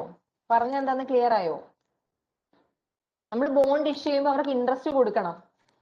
അപ്പൊ നോർമൽ ബോണ്ട് മാത്രമേ കൊടുത്തുള്ളെങ്കിൽ ഇപ്പൊ 10% ഇൻട്രസ്റ്റ് കൊടുക്കണം എന്ന് വിചാരിക്കുക. നമ്മൾ ബോണ്ടിന്റെ കൂടെ നമ്മളൊരു വാറന്റ് കൂടെ അങ്ങ് കൊടുക്കുകയാണ്. അതായത് നിങ്ങൾക്ക് ഞങ്ങളുടെ കമ്പനിയുടെ ഷെയർ വാങ്ങാൻ പറ്റും എന്ന് പറയുമ്പോൾ അവർക്ക് ഓപ്ഷൻ ഉണ്ട് ചോദിക്കാൻ വേണ്ടി, ഇൻട്രസ്റ്റ് റേറ്റ് കുറയ്ക്കാമോ എന്ന് ചോദിക്കാനുള്ള ഒരു ഓപ്ഷൻ കിട്ടുവാണ്. കാരണം ബോണ്ട് മാത്രമല്ല അതിന്റെ കൂടെ അഡീഷണൽ ആയിട്ട് നമ്മൾ വാറന്റും കൂടെ കൊടുക്കുന്നുണ്ട്. ആ പേരും പറഞ്ഞ 8% ഇൻട്രസ്റ്റ് ആക്കാതെ. ഓക്കെ, അതാണ് വാറന്റ്. യൂഷ്വലി എന്താ പറയാ, വാറന്റ് ഡിറ്റാച്ചബിൾ വാറന്റ്, അത് ഞാൻ പറഞ്ഞുതരാം. ഡിറ്റാച്ചബിൾ വാറന്റ് ഉണ്ട്, അതുപോലെ തന്നെ നോൺ ഡിറ്റാച്ചബിൾ വാറന്റ് ഉണ്ട്. ഡിറ്റാച്ചബിൾ വാറന്റ് എന്ന് വെച്ചിട്ടുണ്ടെങ്കിൽ നമ്മൾ ഈ ബോണ്ടിന്റെ കൂടെ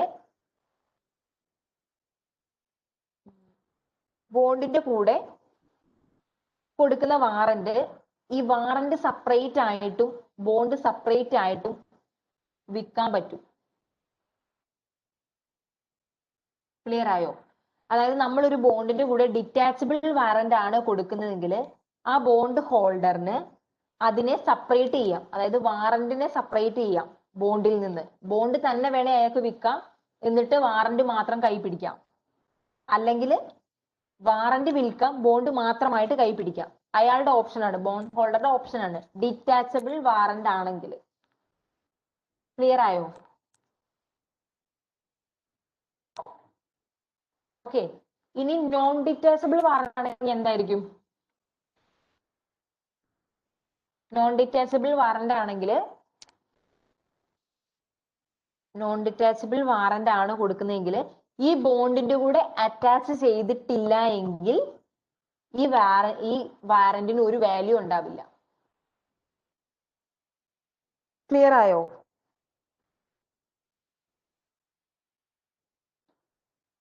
ഓക്കെ,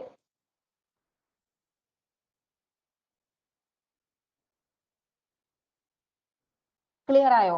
അതാണ് നോൺ ഡിറ്റാച്ചബിൾ വാറന്റ്. അതായത് ഇതിന് തന്നെ എക്സിസ്റ്റ് ചെയ്യാൻ പറ്റില്ല, ബോണ്ട് ഇല്ലാതെ ഒരിക്കലും എക്സിസ്റ്റ് ചെയ്യാൻ പറ്റില്ല. ബോണ്ടിൽ നിന്ന് സെപ്പറേറ്റ് ചെയ്താൽ ഈ വാറന്റിന് വാല്യൂ ഇല്ലാതാവുകയാണ്.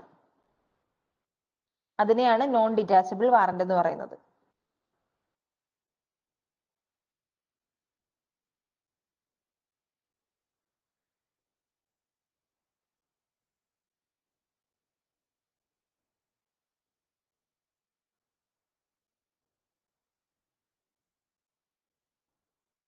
ഓക്കെ, ക്ലിയർ ആയോ?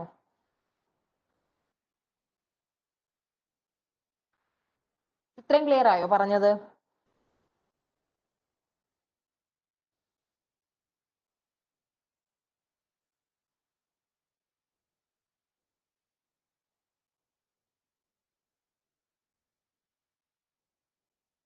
ഓക്കെ, സോ അടുത്ത ഒരെണ്ണം പറയുന്നതാണ് stand alone warrant. Stand alone warrant എന്ന് പറഞ്ഞിട്ടുണ്ടെങ്കിൽ ഇത് മെയിൻ ആയിട്ട് നമ്മൾ ചില ബിസിനസ് ഡീലുകൾ ഒക്കെ ബിസിനസ് പാർട്ട്നേഴ്സിനൊക്കെ കൊടുക്കുന്നതാണ്, പാർട്ട്നേഴ്സിനൊക്കെ ഇഷ്യൂ ചെയ്യുന്നതാണ്. അതായത് ചില ബിസിനസ് ഡീലുകളൊക്കെ ഓക്കെ ആകാൻ വേണ്ടി ഒക്കെ ഇഷ്യൂ ചെയ്യുന്നതാണ് സ്റ്റാൻഡ് അലോൺ വാറന്റ്സ്. അതായത് ചില കമ്പനികളുമായിട്ട് എഗ്രിമെന്റ് ഒക്കെ ഉണ്ടാക്കുമ്പോൾ അല്ലെങ്കിൽ പുതിയ പാർട്ട്ണർഷിപ്പ് ഒക്കെ തുടങ്ങുമ്പോൾ അത് എന്താ മുന്നോട്ട് കൊണ്ടുപോകാൻ വേണ്ടി നമ്മൾ എന്താ പറയാ, നമ്മൾ അവരെ ഒന്ന് സാറ്റിസ്ഫൈ ചെയ്യിക്കാൻ വേണ്ടി, അവരെ ഒന്ന് എൻകറേജ് ചെയ്യിക്കാൻ വേണ്ടി, അല്ല ഡീല് മുന്നോട്ട് കൊണ്ടുപോകാൻ വേണ്ടി നമ്മൾ ചില സമയത്ത് ചില കാര്യങ്ങളൊക്കെ ചെയ്യില്ലേ?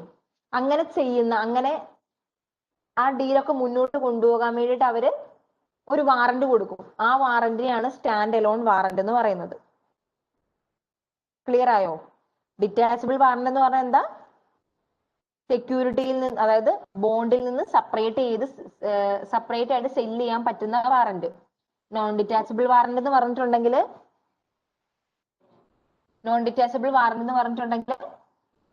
ബോണ്ടിൽ നിന്ന് മാറ്റി കഴിഞ്ഞാൽ ആ വാറന്റിന് വാല്യൂ ഉണ്ടാവില്ല. സ്റ്റാൻഡ് അലോൺ വാറന്റ് എന്ന് പറഞ്ഞാൽ നമ്മൾ ബിസിനസ് റിലേഷൻഷിപ്പ് കീപ്പ് ചെയ്യാനും പാർട്ട്നേഴ്സിനൊക്കെ ഇഷ്യൂ ചെയ്യുന്നതാണ് സ്റ്റാൻഡ് അലോൺ വാറന്റ്. ഇത്രയും ക്ലിയർ ആയോ?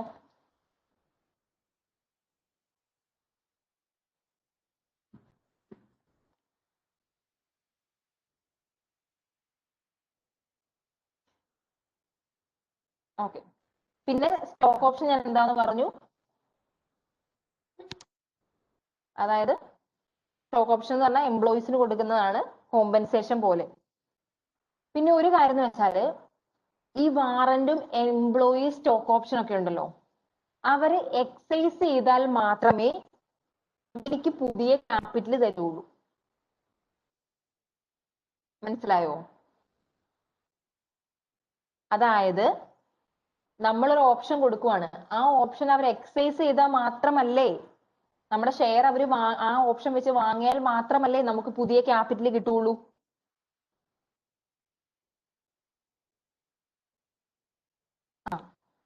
ഇനി വാറന്റിന്റെ കേസിലാണെങ്കിൽ ഡിറ്റാച്ചബിൾ വാറന്റ് ആണെങ്കിൽ മാത്രമേ വാറന്റ് ഇഷ്യൂ ചെയ്യുന്നത് കൊണ്ട് നമുക്ക് അഡീഷണൽ ക്യാപിറ്റൽ കിട്ടുന്നുള്ളൂ. കാരണം ബോണ്ടും വാറന്റും തമ്മിൽ സെപ്പറേറ്റ് ചെയ്യാൻ പറ്റും. നോൺ ഡിറ്റാച്ചബിൾ വാറന്റ് ആണെങ്കിൽ സെയിം എഫക്റ്റ് അല്ലേ, വാറന്റ് കൊടുക്കുന്നതും കൊടുക്കാത്തതും എല്ലാം കണക്കല്ലേ. അതുകൊണ്ട് നമുക്ക് അഡീഷണൽ ക്യാപിറ്റൽ വല്ലതും കിട്ടുന്നുണ്ടോ?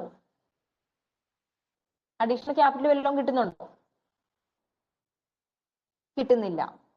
ഓക്കെ, സോ വാറന്റ് ആണെങ്കിലും എംപ്ലോയി സ്റ്റോക്ക് ഓപ്ഷൻസ് ഒക്കെ ആണെങ്കിലും ഇത് അവര് വാങ്ങിയാൽ മാത്രമേ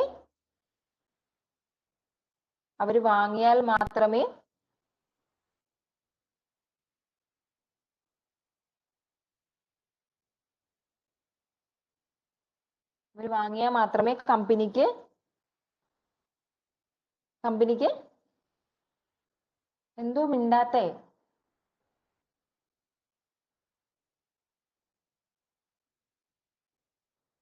ക്യാപിറ്റൽ കിട്ടുള്ളൂ. ഇത് ക്ലിയർ ആയല്ലോ അല്ലെ?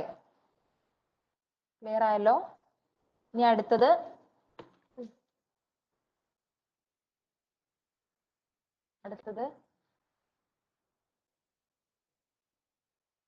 American depository receipts.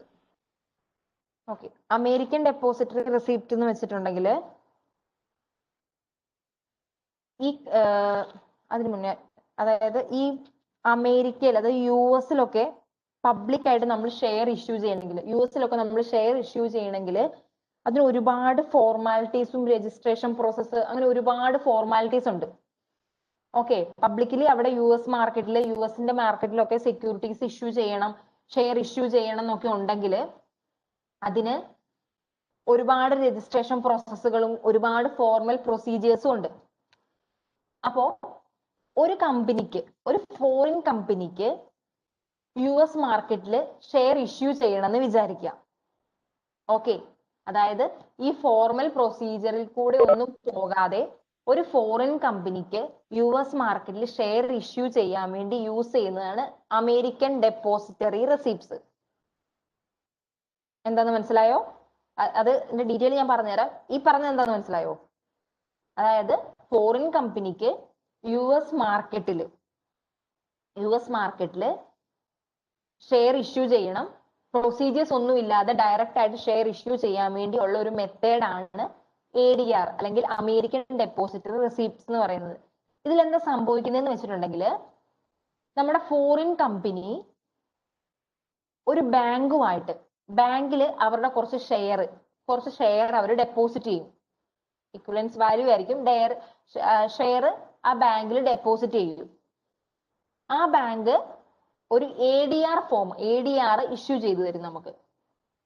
ഓക്കെ, അതായത് കമ്പനി ആ ബാങ്ക് എത്ര ഷെയർ ആണോ ഹോൾഡ് ചെയ്തിരിക്കുന്നത്, ആ കമ്പനിയുടെ എത്ര ഷെയർ ആണോ ഹോൾഡ് ചെയ്തിരിക്കുന്നത് അതിന്റെ ഒരു ADR അവർ ഇഷ്യൂ ചെയ്തു തരും. ഓക്കെ, ഈ ADR നമുക്ക് US സെക്കൻഡറി മാർക്കറ്റിൽ വിൽക്കാൻ പറ്റും. നമ്മുടെ ഷെയർ ട്രേഡ് ചെയ്യാൻ പറ്റില്ല. ഈ ADR നമുക്ക് US-ലെ മാർക്കറ്റിൽ ട്രേഡ് ചെയ്യാൻ പറ്റും. ഇങ്ങനെ ഒരു പ്രൊസീജിയേഴ്സും ഇല്ലാതെ, ഫോർമലായിട്ട് ഒരു പ്രൊസീജിയേഴ്സും ഇല്ലാതെ നമുക്ക് US ക്യാപിറ്റൽ മാർക്കറ്റിൽ ഫോറിൻ കമ്പനിക്ക് ട്രേഡ് നടത്താൻ പറ്റും. ക്ലിയർ ആയോ? അതിനാണ് ADRs യൂസ് ചെയ്യുന്നത്.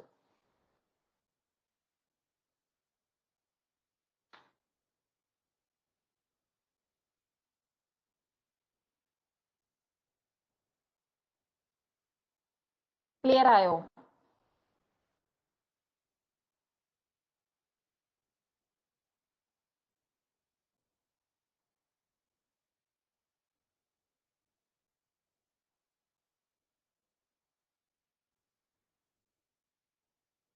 ഓക്കെ, ഇത്രയും ക്ലിയർ ആയല്ലോ അല്ലെ?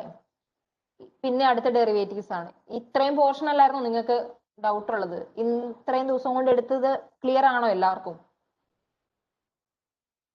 നമ്മൾ ഇത്രയും ദിവസം എടുത്ത കാര്യങ്ങളൊക്കെ ക്ലിയർ ആണോ? സോ ഒരുപാട് ക്വസ്റ്റ്യൻസ് ഈ പോർഷനിൽ നിന്നില്ല. ഒരു 3-4 ക്വസ്റ്റ്യൻസ് നമ്മൾ ഇന്നലെ ഓൾറെഡി 2-3 ക്വസ്റ്റ്യൻ ചെയ്തെന്ന് തോന്നുന്നു. ഒരു 2-3 ക്വസ്റ്റ്യനും കൂടെ ഉള്ളൂ. അത് നമുക്ക് ഏതായാലും 4-5 ക്വസ്റ്റ്യനേ ഉള്ളൂ. നമുക്കത് ഏതായാലും ചെയ്യാം കേട്ടോ. ഇത് ക്ലിയർ ആണല്ലോ അല്ലെ? ഒരു ഡൗട്ടും ഇല്ലല്ലോ? ഞാൻ ഇതിന്റെ ഈ വിൻഡോ ക്ലോസ് ആക്കിക്കോട്ടെ?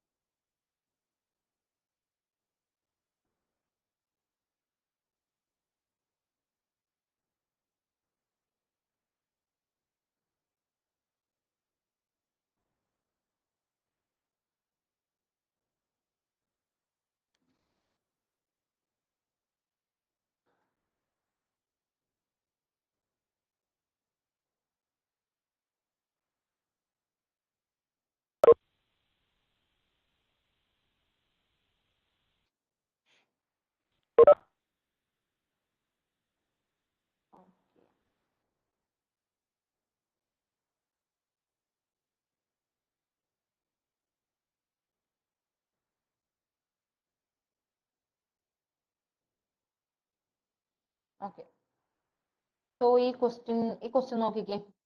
നമ്മൾ ചെയ്തിട്ടുള്ള ക്വസ്റ്റ്യൻ 52 വരെയല്ലേ ചെയ്തത്? അതായത് ഇത് വരെയല്ലേ ചെയ്തത് ഇന്നലെ? ഓക്കെ, ഈ ക്വസ്റ്റ്യൻ നോക്കിക്കേ.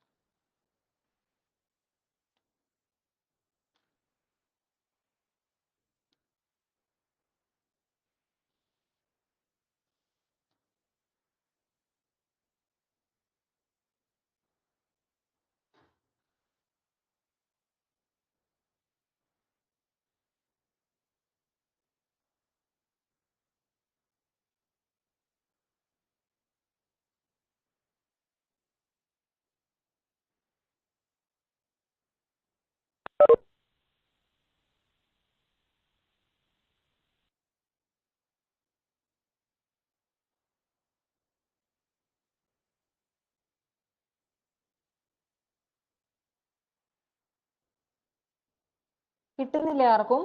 ചെയ്യാൻ കിട്ടുന്നില്ലേ ഇത്?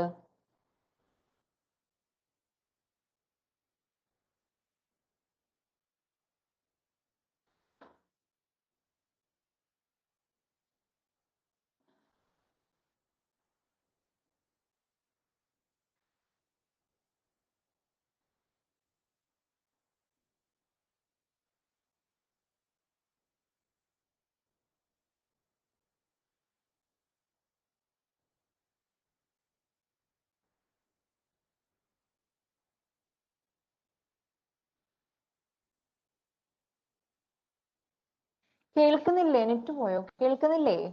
കാണുന്നില്ല? നിങ്ങൾ സ്ക്രീൻ കാണുന്നില്ല?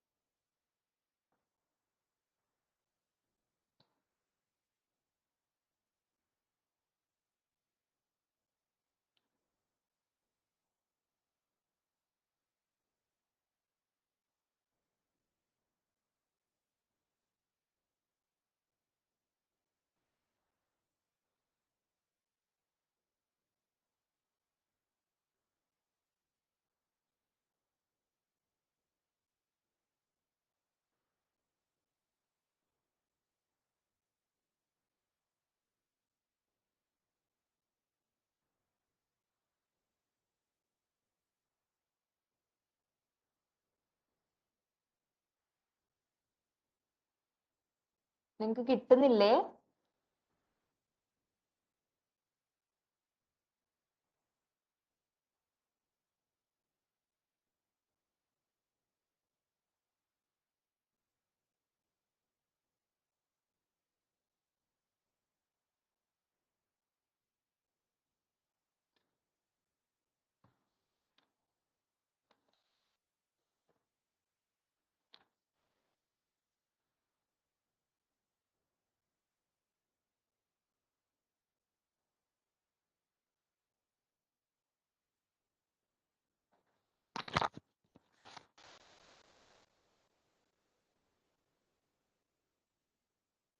ബി ആണോ എല്ലാവർക്കും കിട്ടിയേ? അതെങ്ങനെ ബി കിട്ടിയത്?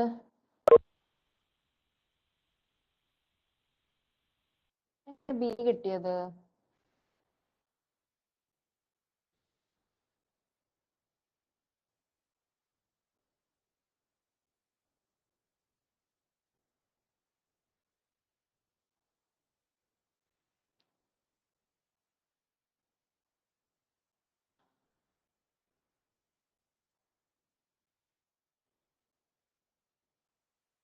ഓക്കെ, ഈക്വേഷൻ ഒന്ന് പറഞ്ഞേ. I is equal to dividend by R minus growth. ഇതാണല്ലോ ഇക്വേഷൻ. ആ, അതില് R എന്ന് പറയുന്നത് നമ്മൾ ഇന്നലെ തന്നെ പറഞ്ഞിരുന്നു, കോസ്റ്റ് ഓഫ് ക്യാപിറ്റലിനെയും R എന്ന് സി ആണ് ആൻസർ. സൗമ്യ സന്തോഷിന് കിട്ടിയിട്ടുണ്ട്, സി ആണ് ആൻസർ. അതായത് 36 ആണ് ഷെയറിന്റെ പ്രൈസ്. ഡിവിഡൻഡ് റീസെന്റ് പേ ചെയ്ത ഡിവിഡൻഡ് ആണ് നമുക്ക് തന്നിരിക്കുന്നത് 3. പേ ചെയ്യാത്ത ഡിവിഡൻഡ് അല്ല. അപ്പൊ നമ്മൾ നെക്സ്റ്റ് ഡിവിഡൻഡ് കണ്ടുപിടിക്കണം. പേ ചെയ്യാൻ പോകുന്ന ഡിവിഡൻഡ് ആണ് നമുക്ക് വേണ്ടത്. ക്ലിയർ ആയോ? ഇവിടെ റീസെന്റ് പേ ചെയ്ത എമൗണ്ട് 3 തന്നിരിക്കുന്നത്. പേ ചെയ്യേണ്ട എമൗണ്ട് ആണ് തരുന്നത്, പെയ്ഡ് അല്ല. ഇനി അടുത്തത് പേ ചെയ്യേണ്ടത്. സോ 3 ഇൻറ്റു 9% ആണ്. സോ 1.09 ഇൻറ്റു ചെയ്യുക, അല്ലെങ്കിൽ നിങ്ങൾ 3 ഇൻറ്റു 9% ചെയ്തിട്ട് അത് +3 ചെയ്താലും കിട്ടും. ഡിവൈഡഡ് ബൈ ആറിനെ നമ്മൾ ഒരു പേരും കൂടെ പറയും, കോസ്റ്റ് ഓഫ് ക്യാപിറ്റൽ. സോ ഇപ്പൊ ഞാൻ C എടുക്കുവാണേ, C minus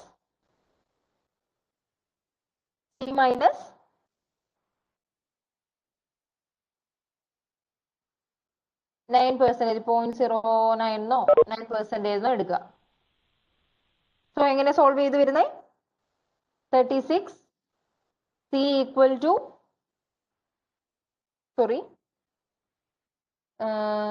the 36C minus 3.24 equal to 3.27 എന്ന് വരില്ലേ?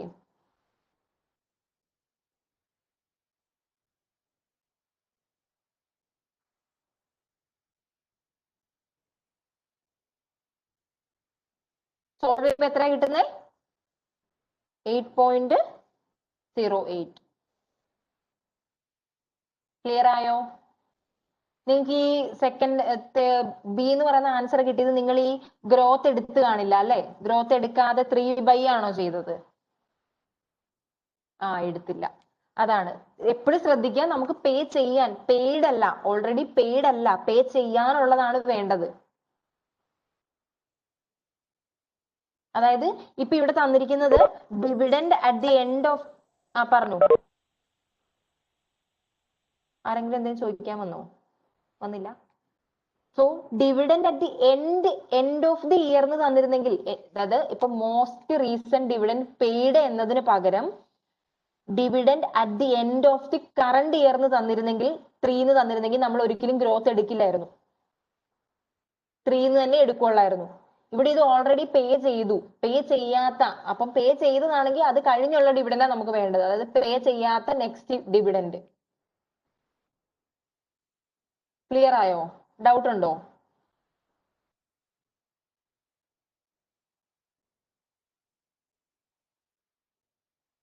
ഈ നോന്ന് അയച്ചത് ക്ലിയർ ആയി എന്നാണോ അതോ ഡൗട്ട് ഇല്ല എന്നുള്ളതിനാണോ? Okay, clear.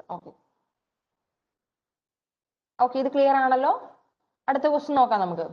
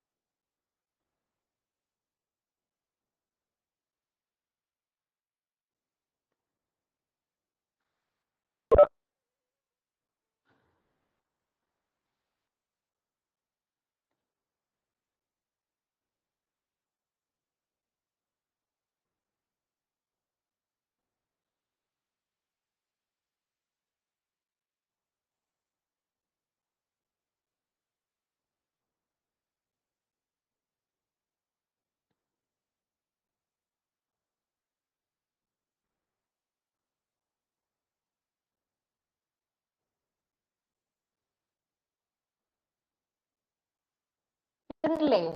ഇത് കിട്ടുന്നില്ലേ ആൻസർ?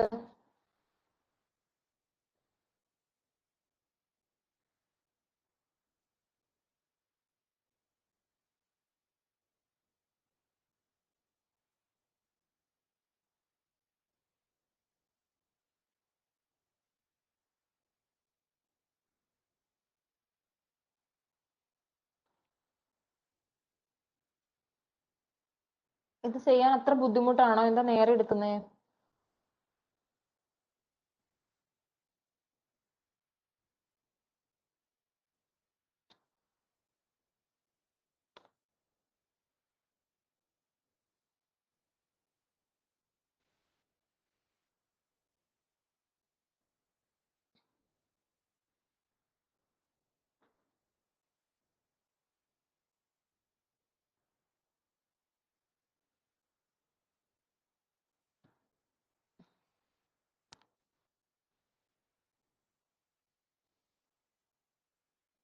ഓക്കെ, എല്ലാവർക്കും കിട്ടിയോ? ആൻസർ കിട്ടാത്തവരുണ്ടോ? ഡൗട്ട് എന്താ നോക്കട്ടെ, പറയാം. എല്ലാവർക്കും കിട്ടിയോ? അതായത് ബി ആൻസർ കുറെ പേര് പറഞ്ഞിട്ടുണ്ട്, പക്ഷെ അതിലൊരു ക്വസ്റ്റ്യൻ മാർക്കും കൂടി ഇട്ടിട്ടുണ്ട്, എന്തോ ഒരു ഡൗട്ട് ഉള്ളത് പോലെ. ഇത് ഡൗട്ട് ഉണ്ടോ നിങ്ങൾക്ക് ആർക്കെങ്കിലും? ഈ ക്വസ്റ്റ്യനിൽ ഡൗട്ട് ഉണ്ടോ?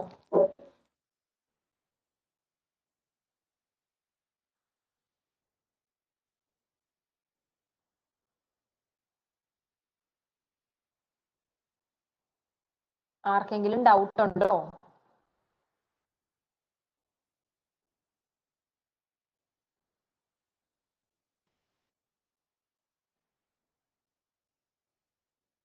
ഡൗട്ട് ഉണ്ടെങ്കിൽ ഉണ്ടെന്ന് പറ, ഇല്ലെങ്കിൽ ഇല്ലെന്ന് പറ.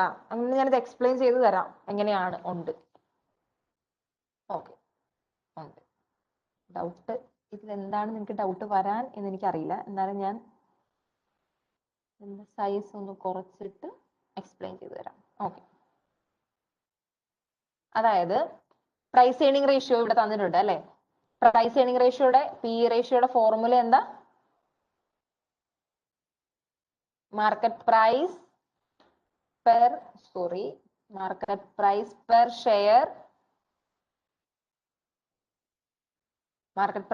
Share divided by EPS. Clear ആണേ? ഇനി മാർക്കറ്റ് പ്രൈസ് പെർ ഷെയറിന്റെ ഫോർമുല എന്താ?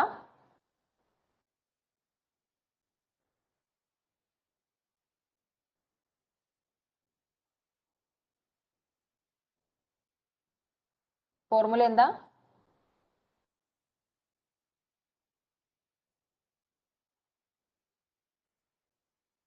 മാർക്കറ്റ് അല്ലല്ല, ഞാൻ ഉദ്ദേശിച്ചത് നോർമൽ ഫോർമുലയാണ്. നേരെ നിങ്ങൾ തിരിച്ചിട്ട് തരല്ലേ.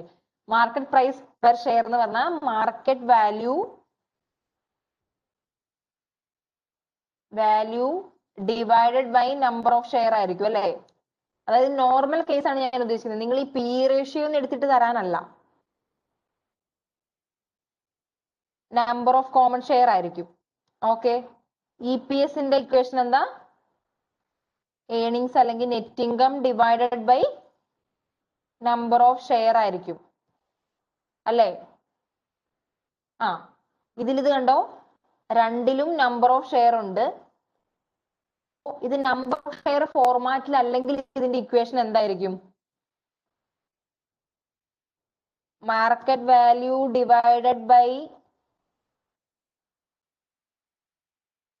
ഏർണിങ്സ് എന്ന് പറയുന്നതായിരിക്കില്ലേ പി റേഷ്യോ?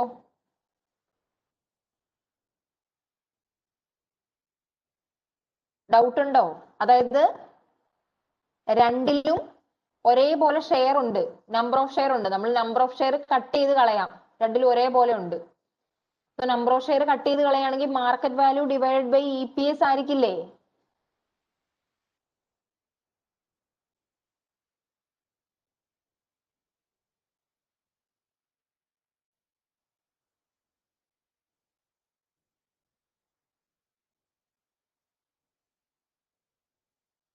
ഓക്കെ, ഇപ്പൊ ക്ലിയർ ആയോ? അതായത് ഇവിടെ മാർക്കറ്റ് വാല്യൂ ആണ് നമ്മളോട് കണ്ടുപിടിക്കാൻ പറഞ്ഞിരിക്കുന്നത്. നമുക്ക് നെറ്റ് ഇൻകം 200,000 തന്നിട്ടുണ്ട്, പ്രൈസ് ഏർണിംഗ് റേഷ്യോ 20 തന്നിട്ടുണ്ട്. സോ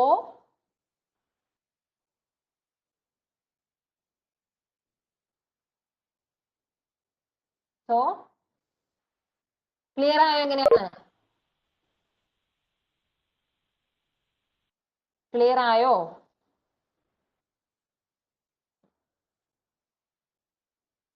അടുത്ത ക്വസ്റ്റ്യൻ നോക്കാം.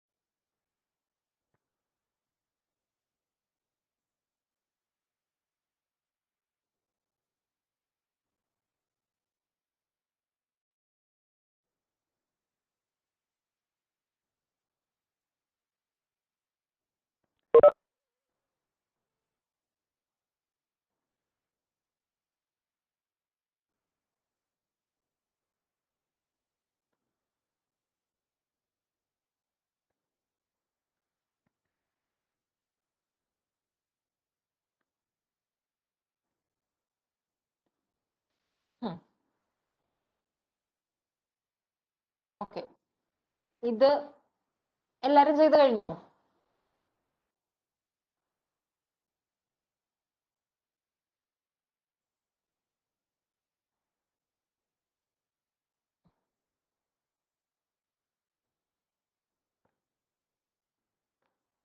ഇതിൽ ഡൗട്ട് ഉണ്ടോ? ആർക്കെങ്കിലും ഡൗട്ട് ഉണ്ടോ?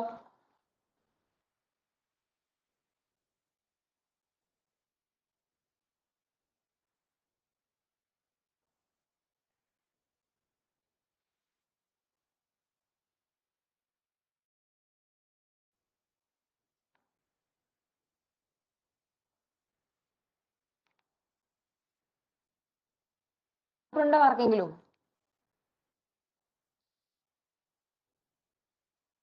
ഇല്ല. നമുക്ക് ഇവിടെ ജസ്റ്റ് ഒന്ന് പറയാം. ഇവിടെ തന്നിരിക്കുന്നത് ഡിവിഡൻഡ് പേ ഔട്ട് റേഷ്യോ ആണ്. 40% തന്നിട്ടുണ്ട്, ഡിവിഡൻഡ് 2 എന്ന് തന്നിട്ടുണ്ട്, മാർക്കറ്റ് വാല്യൂ 20 എന്ന് തന്നിട്ടുണ്ട്. നമ്മളോട് കണ്ടുപിടിക്കാൻ പറഞ്ഞിരിക്കുന്നത് പ്രൈസ് ഏർണിംഗ് റേഷ്യോ ആണ്. ഓക്കെ, പ്രൈസ് ഏർണിംഗ് റേഷ്യോ കാണേണ്ട ഫോർമുല മാർക്കറ്റ് പ്രൈസ് അല്ലെങ്കിൽ market price per share divided by earnings per share അല്ലെങ്കിൽ market value divided by net income എന്ന് ചെയ്താലും ശരിയാണ്. സോ ഇവിടെ നമുക്ക് ഏർണിംഗ്സ് എത്രയാണെന്ന് തന്നിട്ടില്ല, പകരം നമുക്ക് ഡിവിഡൻഡും ഡിവിഡൻഡ് പേ ഔട്ട് റേഷ്യോയും തന്നിട്ടുണ്ട്. ഡിവിഡൻഡ് എന്ന് പറയുന്നത് എന്താണ്? Earnings into dividend pay out ratio ആയിരിക്കും ഡിവിഡൻഡ്, ശരിയല്ലേ? അല്ലെങ്കിൽ നിങ്ങൾ DPS ഫോർമുല വെച്ചാണോ ചെയ്തത്? ഡിവിഡൻഡ് പേ ഔട്ട് റേഷ്യോയുടെ ഫോർമുല വെച്ചിട്ടാണോ ചെയ്തത്? അങ്ങനെ ചെയ്താലും മതി. അതായത് ഡിവിഡൻഡ് തന്നിട്ടുണ്ട്, പേ ഔട്ട് റേഷ്യോ തന്നിട്ടുണ്ട്, ഏർണിംഗ്സ് അതായത് dividend equal to earnings pay out ratio അങ്ങനെ ചെയ്താലും കിട്ടും, അല്ലെങ്കിൽ ഡിവിഡൻഡ് പേ ഔട്ട് റേഷ്യോയുടെ കിട്ടും. എന്തായാലും 2 ഡിവൈഡഡ് ബൈ 0.5 കിട്ടും. അതാണ് ഏർണിംഗ്സ് വരെ. 20/5 4 ആണ് ആൻസർ. ക്ലിയർ ആയോ? നെക്സ്റ്റ് ക്വസ്റ്റ്യൻ നോക്കിയാലോ?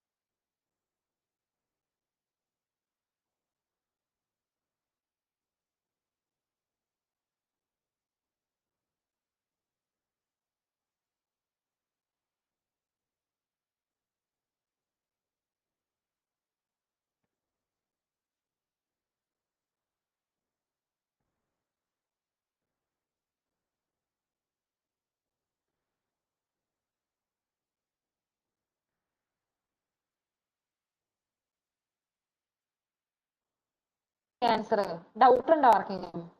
ആൻസർ എന്താ പറയാത്തെ?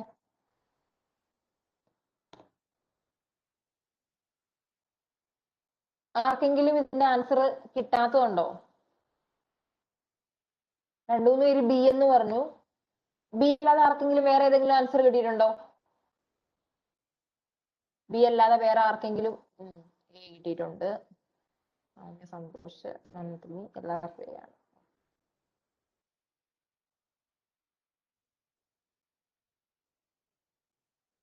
ഏതാ ആൻസർ? ശരിയായ ആൻസർ ബി ആണ് കേട്ടോ. ഞാൻ കുറച്ചു മുന്നേ കൂടെ നിങ്ങളോട് എടുത്തു പറഞ്ഞു, dividend at the end of the current year എന്നാണെങ്കിൽ നിങ്ങൾ ഗ്രോത്ത് ഡിവിഡൻഡിന്റെ കൂടെ ആഡ് ചെയ്യരുത്. ഞാൻ ഒരു തൊട്ടു മുന്നത്തെ ക്വസ്റ്റിനിൽ പറഞ്ഞതേ ഉള്ളൂ. Dividend at the end of the current year ആണെങ്കിൽ നിങ്ങൾ ഡിവിഡൻഡിന്റെ കൂടെ ഗ്രോത്ത് ആഡ് ചെയ്യരുത്. പെയ്ഡ് എന്ന് പറഞ്ഞാലാണ് നമ്മൾ ആഡ് ചെയ്യുന്നത്. അല്ലെങ്കിൽ ലാസ്റ്റ് ഇയർ ഡിവിഡൻഡ്, അല്ലെങ്കിൽ ഡിവിഡൻഡ് റീസെന്റ് ആയിട്ട് പേ ചെയ്തു എന്നൊക്കെ പറഞ്ഞാൽ നമ്മൾ ഗ്രോത്ത് ആഡ് ചെയ്യണം. അതേസമയം പേ ചെയ്തു എന്നൊന്നും പറയാതെ dividend at the end of the current year എന്ന് പറഞ്ഞിരിക്കുന്നെങ്കിൽ നിങ്ങൾ ഗ്രോത്ത് ആഡ് ചെയ്യരുത്. സോ ആൻസർ വരുമ്പം 1/10 മൈനസ് 10% മൈനസ് 5% ആണ് ആൻസർ വരിക. ചെയ്യുമ്പം 20 ആണ് ആൻസർ കിട്ടുക. നിങ്ങൾ ഗ്രോത്ത് ആഡ് ചെയ്തതുകൊണ്ടാണ് നിങ്ങൾക്ക് 21 ആൻസർ കിട്ടിയത്. ഗ്രോത്ത് ആഡ് ചെയ്യരുത്. 2-3 ആൾക്കാർ പറഞ്ഞിട്ടുണ്ടായിരുന്നു. അവർക്ക് മനസ്സിലായോ എന്താന്ന്? ഇതിന്റെ റൂൾ ഓർത്ത് വെക്കുക. റൂൾ എവിടെയെങ്കിലും നോട്ട് ചെയ്ത് വെക്കുക. എപ്പോഴൊക്കെ നിങ്ങൾ ഇത് ചെയ്യുന്നോ ആ റൂള് മാക്സിമം ഓർക്കാൻ ശ്രമിക്കുക. ഓക്കെ, സോ അടുത്തത് നോക്കിക്കേ.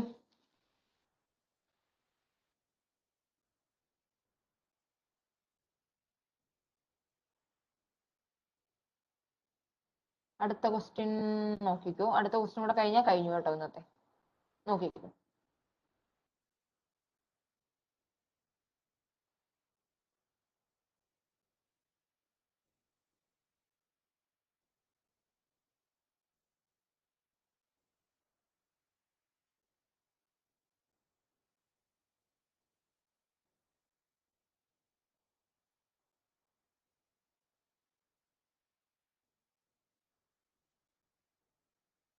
ഓക്കെ, ഇത് ആർക്കും ഡൗട്ട് ഉണ്ടാവുമെന്ന് എനിക്ക് തോന്നുന്നില്ല. A major use of warranties in financing is to lower the cost of ഡെപ്റ്റ്. നമ്മൾ പറഞ്ഞു, എല്ലാരും പറഞ്ഞു ഏതന്നെയാണ്, ആരും എ അല്ലാതെ വേറൊരു ആൻസറും പറഞ്ഞു കണ്ടില്ല. നമ്മൾ ആദ്യമേ പറഞ്ഞു വാറണ്ടി യൂസ് ചെയ്യുന്നതെന്ന് പറഞ്ഞിട്ടുണ്ടെങ്കിൽ വാറണ്ടി നമ്മളൊരു ഡെപ്റ്റിന്റെ കൂടെ കൊടുക്കുവാണെങ്കിൽ ആ ഡെപ്റ്റിന്റെ കോസ്റ്റ് അല്ലെങ്കിൽ ഇൻട്രസ്റ്റ് എക്സ്പെൻസ് നമുക്ക് കുറയ്ക്കാം എന്ന് പറഞ്ഞു.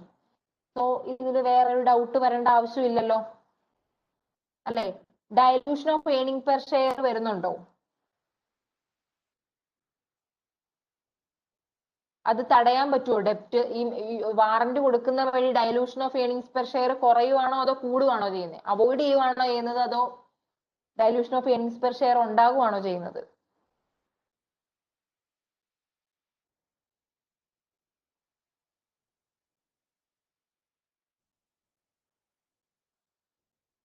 അതായത് നമ്മളൊരു വാറന്റ് ഇഷ്യൂ ചെയ്തു, ആ വാറന്റ് ഒരാൾ എക്സൈസ് ചെയ്തു എന്ന് വിചാരിക്കുക. ദാറ്റ് മീൻസ് എക്സൈസ് ചെയ്താൽ നമ്മുടെ കമ്പനിയുടെ നമ്പർ ഓഫ് ഷെയർ ഹോൾഡേഴ്സ് കൂടി. So earnings per share dilute ആവുകയാണ് ചെയ്യുന്നത്. അതുപോലെ തന്നെ സി പറയുന്നത് തന്നെ maintain managerial control. In case exercise ചെയ്തിട്ടുണ്ടെങ്കിൽ, വാറന്റ് എക്സൈസ് ചെയ്തിട്ടുണ്ടെങ്കിൽ മാനേജറിയൽ കൺട്രോൾ മെയിൻറ്റെയിൻ ചെയ്യാനല്ല പറ്റുന്നത്, അതും ഡൈല്യൂട്ടഡ് ആയി പോകും. ഡി പറയുന്നത് permit the buyback of bonds before maturity. ഇല്ല, അങ്ങനെ ഒരു ഓപ്ഷൻ അല്ല അത്. എന്തിനുള്ള ഓപ്ഷൻ ആണ്? നമ്മുടെ ഷെയർ വാങ്ങാനുള്ള ഓപ്ഷൻ ആണ് വാറന്റ് വഴി കൊടുക്കുന്നത്. ക്ലിയർ ആയോ? കംപ്ലീറ്റ് ക്ലിയർ ആയോ?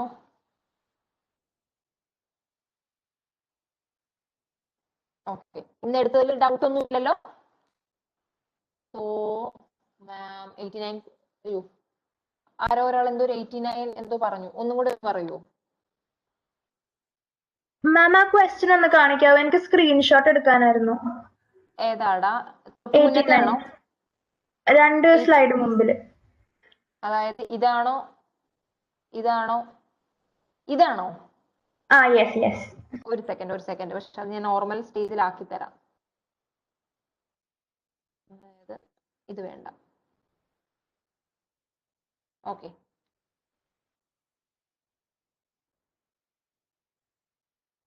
എടുത്തോ? Yes ma'am, thank you. Okay, നാളെ കോസ്റ്റ് ഓഫ് ക്യാപിറ്റലിന്റെ ക്വസ്റ്റ്യൻസ് ആണ് സ്റ്റാർട്ട് ചെയ്യുന്നത്. സോ മാക്സിമം ജസ്റ്റ് ഒന്ന് നോക്കി വെക്കുക. നാളെ നമുക്കപ്പം ഫാസ്റ്റ് ആയിട്ട് ക്വസ്റ്റ്യൻസ് ചെയ്യാൻ പറ്റും. Okay, so good night. അപ്പൊ ഇന്ന് വൈൻഡപ്പ് ചെയ്യാണ്. Good night, thank you.